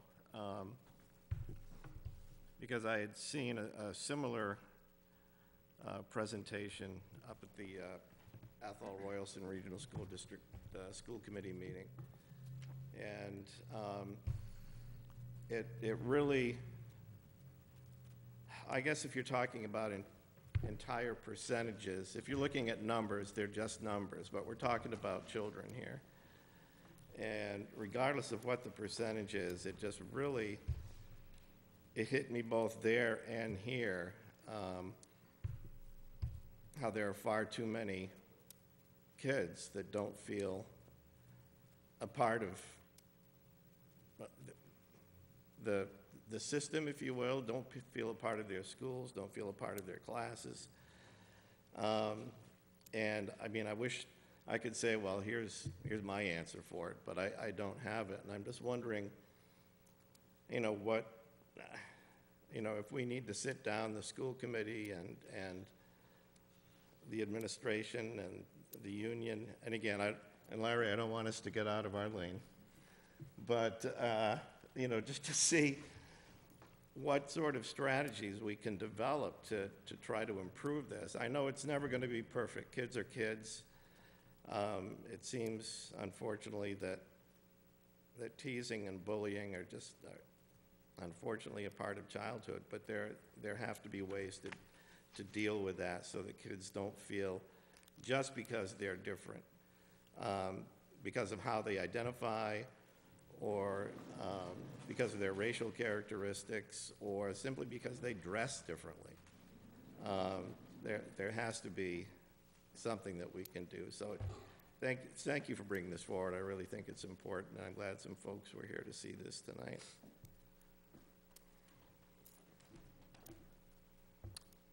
Yeah, I'm going to generally agree with Greg. I'm glad to hear the schools are using the data. This kind of aggregate data allows educational institutions to make decisions based on not individual cases, but the totality of what's going on in their school. The ends are kind of small, but we're a tiny district, and so the ends are always going to be small. But even with that, you've got some things in there, a couple things in there that are worthy of scrutiny, and I'm really glad the schools are going to be sitting down, sharing that with the faculty, helping make sure that there's ways and just like Greg said a minute ago, ways in which more inclusivity can be included in those classrooms and in the hallways, the recess, the after-school bus line, when things are happening. So, yes, go ahead. So I just wanted to add a couple of things very quickly. So some of the things we did a little bit differently this year, because this is a survey that we've grappled with over a number of years, and it's a survey that sort of was in place when I know Dr. Lamner and I both came into this district in 1819, and you know, what's happened is it's sort of grown as additional issues have arisen over the years, you know, whether it's DEI, LGBTQIA, et cetera. Questions kind of continue to be added to this survey from wherever it originated. And so one of the things that happened over those years is it became very difficult to sort of manage the data because it was so disparate. So, so one of the things that we did this year going into this survey was, let's first do a better way of kind of handle that data better going into it, as opposed to figuring out what to do with it on the backside, but also get assistance on the backside in terms of doing some interpretation.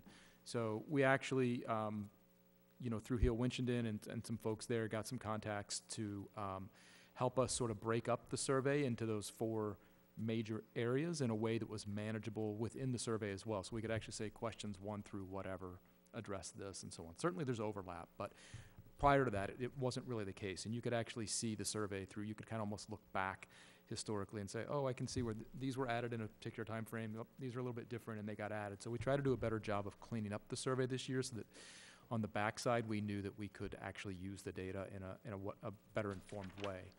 The second piece then is that we did, you know, again, work closely with HEAL and some of their consultants to make sure that the questions were being asked that would hopefully garner the data that we actually wanted. You know, we would get the types of answers that we were looking for, so to speak. So are we asking the question in a way that's clear to the respondent so that, you know, they understand the question and answering it in the way that we're asking it, if you will. So we actually had folks review the questions and make sure that they were sort of topical and appropriate in the way that they're being asked to get the types of responses that are appropriate relative to the question. And then lastly, I think the other piece, since we are able to work with that data better this year, because we've always had this massive data set, if you can imagine, teachers, students, parents, and so on, it just becomes almost unmanageable. But by breaking it down into the 4 sections and so on, this year we've kind of put this back in front of our schools, and I think, as Dr. Lehman referenced, Toy Town has already taken a look at this data and begun to work with it. And I think to your point, Mr. Vine, is to see this data in a much more meaningful way than we've had in the past. This is the first time we've really been able to sort of disaggregate it and make sense of it, and instead of just sort of crossing your eyes. So each building is taking this back to their buildings and working within their instructional leadership teams and their faculty meetings to look at it and sort of, as Dr. Lehman said, process it. And I think the important piece is for everybody, everybody's perception is their own reality. There's a lot of conversation up here about bullying and what defines bullying. But if my perception is that I'm bullied, it's real to me, whether or not I say it meets some sort of legal definition, right? Whatever my life experience is, it's real to me because that's how I perceive it. And others may not interpret that way. So one of the things that we're really working on is sort of by making it anonymous, and it's always been anonymous, but this isn't targeted at a particular teacher, if you will, or a principal or a whomever. It's okay to take a step back and say, this is how our students perceive it, and maybe the teachers perceive it differently in some schools. That's okay, but we still need to address it because that's how our students perceive it, or that's how our families perceive it. So we're trying to make a meaningful attempt at working with this data in a way that it can be incorporated into our school days and do a better job of managing some of it. And I think, Jonathan, when was this administered, just so I know? I know the request went out January in into February. Yeah, January and February before the break. So that's when the data went out. That's when the requests for the surveys went out and the students actually filled those out back in January and early February. I'm curious to wonder if maybe the middle schools Mr. Chair. differently now after Mrs. Vizina's gone. I know, Ryan, I can't. Mr. Chair, I have a question. Is it possible for us to get this information, like the other 3 categories? Oh, absolutely. Yeah, I was trying to kind of bound the kind of, I didn't want to overwhelm, Right. but there is the faculty in each building will get a presentation that treats all 4 categories in the bullying data, and they also have access to the student comment data, from the open-ended questions, and we certainly could. Those are not, that data has been, we certainly could share that data to the committee. It's a lot. You can spend a lot of time with those presentations, but it's welcome to them. Is it okay for you to share it with us? You don't have to necessarily do a presentation. I don't. There's no student identifying information in those surveys. So I think there's not a problem with. It's in the surveys in those presentations. So I don't think there's a problem sharing them to the committee. Okay, thank you. Yeah.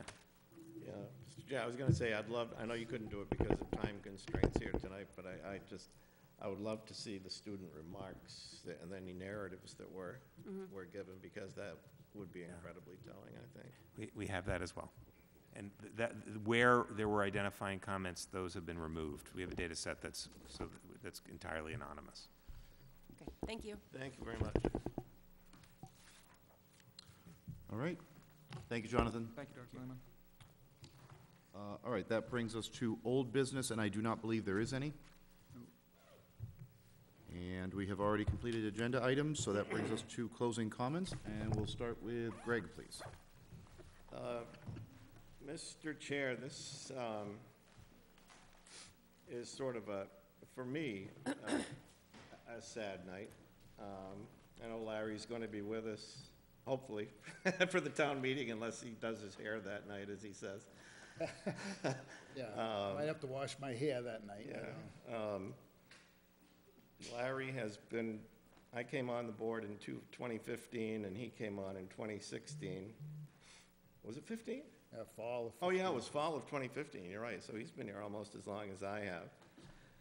And I've been known to make more than a few mistakes in my life, and one of the major ones was that when it came to vote to fill the vacancy on this school committee, and Larry was one of 3 candidates that came before the school committee and board of selectmen, I voted for somebody else. And I just, at the time, I thought I had my reasons, but I can't tell you how much I've learned from Larry, how much I respect him. I don't know of anyone who's ever shown more commitment to the kids in this district, and to the community as a whole than Mr. Murphy. His institutional memory, quite frankly, on this committee is going to be missed. Not just because of what's happened over the past 8 years, but because of his knowledge of what was going on in the district well before that, which is not, don't take that as me saying you're old. I am. But I want to thank you for the support you've given the committee, that you've given the community, and that you've given me personally over the years. It's really going to be missed, and so thank you for all you've given. Thank you. Alicia, please. Likewise, I would like to thank Larry for his service, perspective, and candor. Thank you for running me through kind of the policies and procedures. Much appreciated. It helped with the learning curve. And then also thank you to parents for coming out, and I also appreciate your perspective and candor as well. Thank you. We're going to have Larry have the last word tonight. It's a big night. Thank you very much to everyone that came out. As always, this is where we hear your voices the loudest. I'll say, those of you that were here last week, I apologize for the redundancy, but I'll say again what we said last week, and that is the best way to communicate with your elected officials is in person and in writing. The posts on social media do not get to us, or they can't be used in a meaningful way. Please write to us. Let us know how you're feeling. Attend a meeting like many of you have done tonight, and please let us hear your voices. That's what this is for. I want to say thank you again to the IT folks in the schools for absolutely going above and beyond this week. And I want to say thank you to, congratulations to those that got elected to the school committee. There are, Ms. Cast could not be with us this evening. However, she ran and was re-elected to her seat. And we have a new member that will be joining us in a couple of weeks, David Lapointe. I also want to say thank you to those that ran and were not elected. Thank you for your interest in the board. And last but not least, Larry, we have something for you. Is it a bottle of bourbon? Just kidding.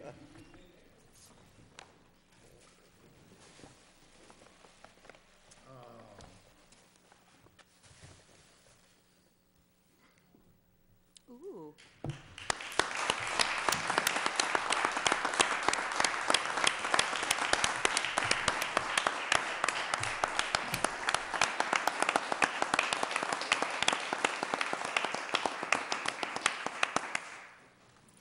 Folks, Larry Murphy graduated from Murdoch High School in 1970. He's not old. He played varsity baseball, football, and basketball for years. He graduated from BU and returned to teach and coach right here in Winchendon for a number of years. He was a principal in New Hampshire, North Conway, and other towns, before returning to Massachusetts, being the principal in West Boylston, where he was later recognized as Principal of the Year in the state of Massachusetts. This is no slouch. Now retired, he has spent years, you just heard Greg figure out the timeline, from 2015, committing himself not only to public service, not only to the town of Winchendon, but very specifically to the schools of Winchendon. And for that, tonight, you have our admiration, our thanks, and our congratulations on a public service well done. One more time.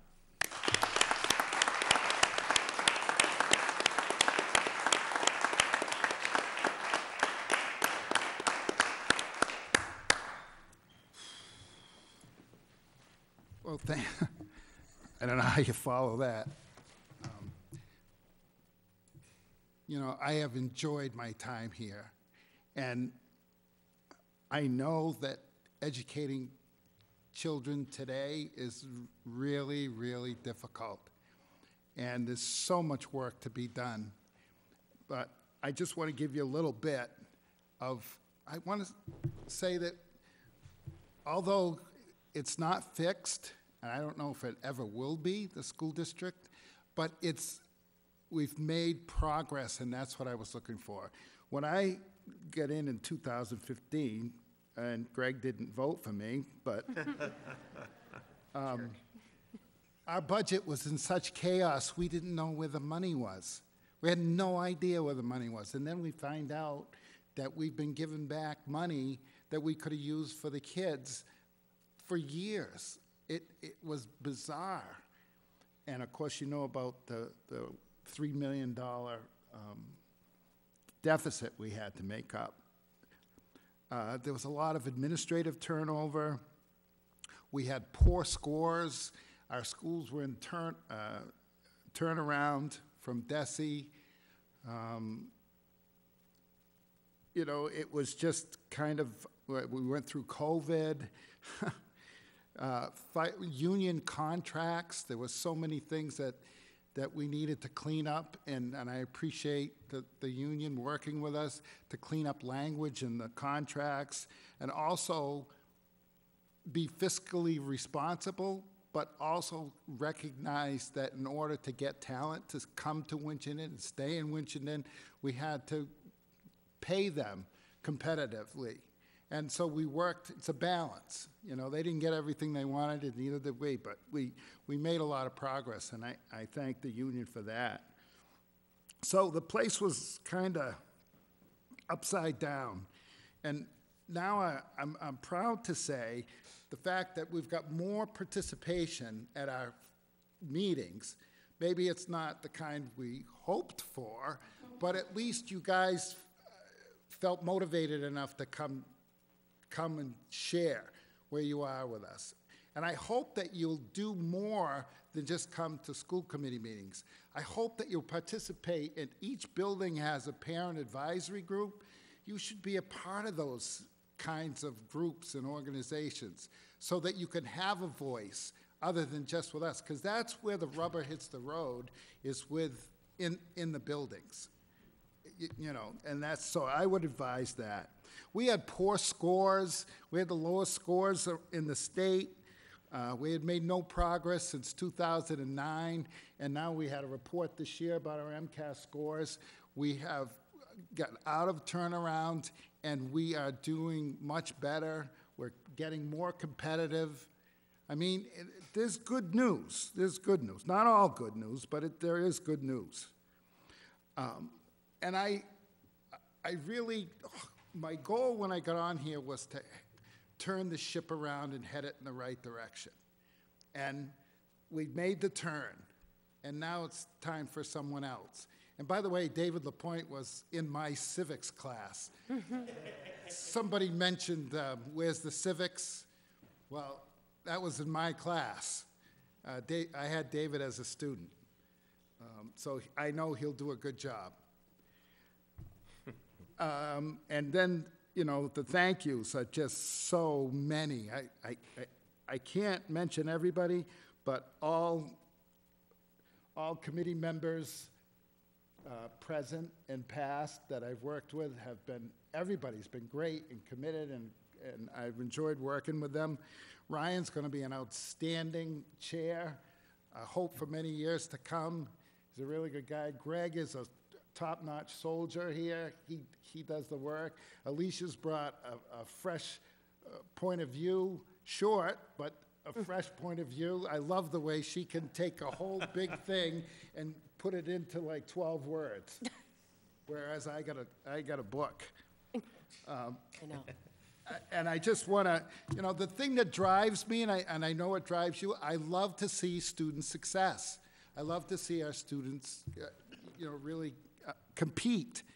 And when I hear about kids going to Harvard from Murdoch, I was principal at Swampscott High School. It's a Ritchie North Shore, got tons of money, and one year I was there, they had no kid go to Harvard. We had 2. I was so proud of that, and I rubbed it in their face, too. So we do have opportunities here for kids, and we do have a dedicated staff. We've got a lot of work to do, and you guys pointed that out. We got work to do, and there are things in place to get that work done. I want to thank all the teachers. I want to thank Steve Haddad, who was the superintendent at the time, who recruited me to come on the board. Joan Landers, Thad King. It's just been a great thing. Martin Johnson, I don't know if you guys know Martin Johnson, but he is our facilities supervisor, and he is retiring this year.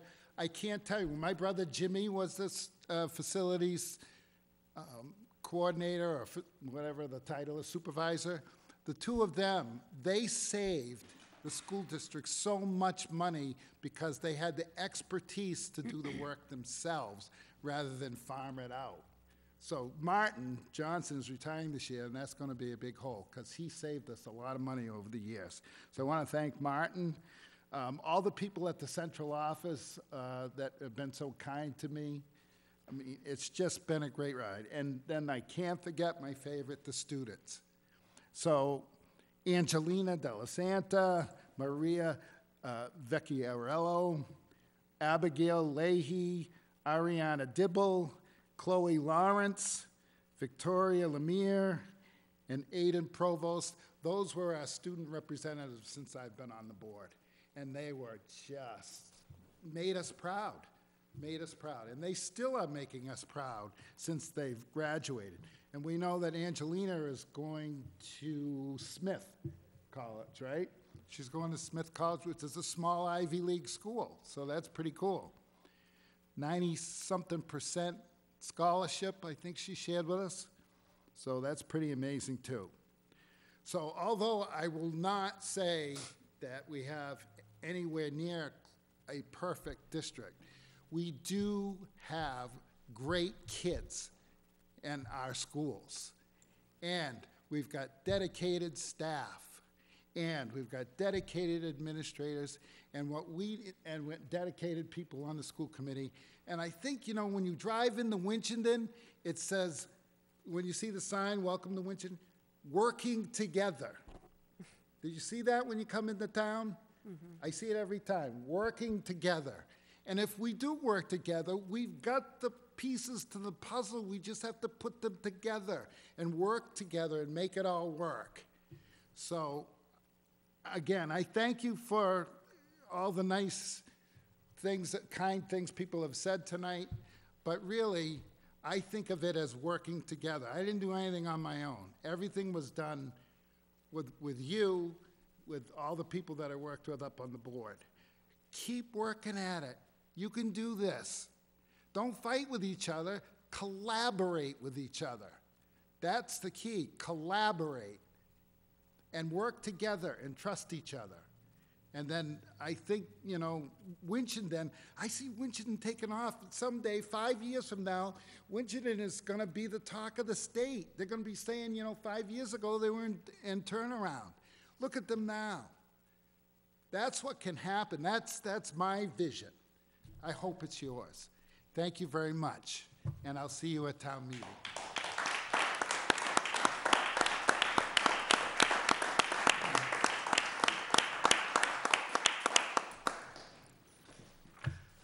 Okay, now I'm lost.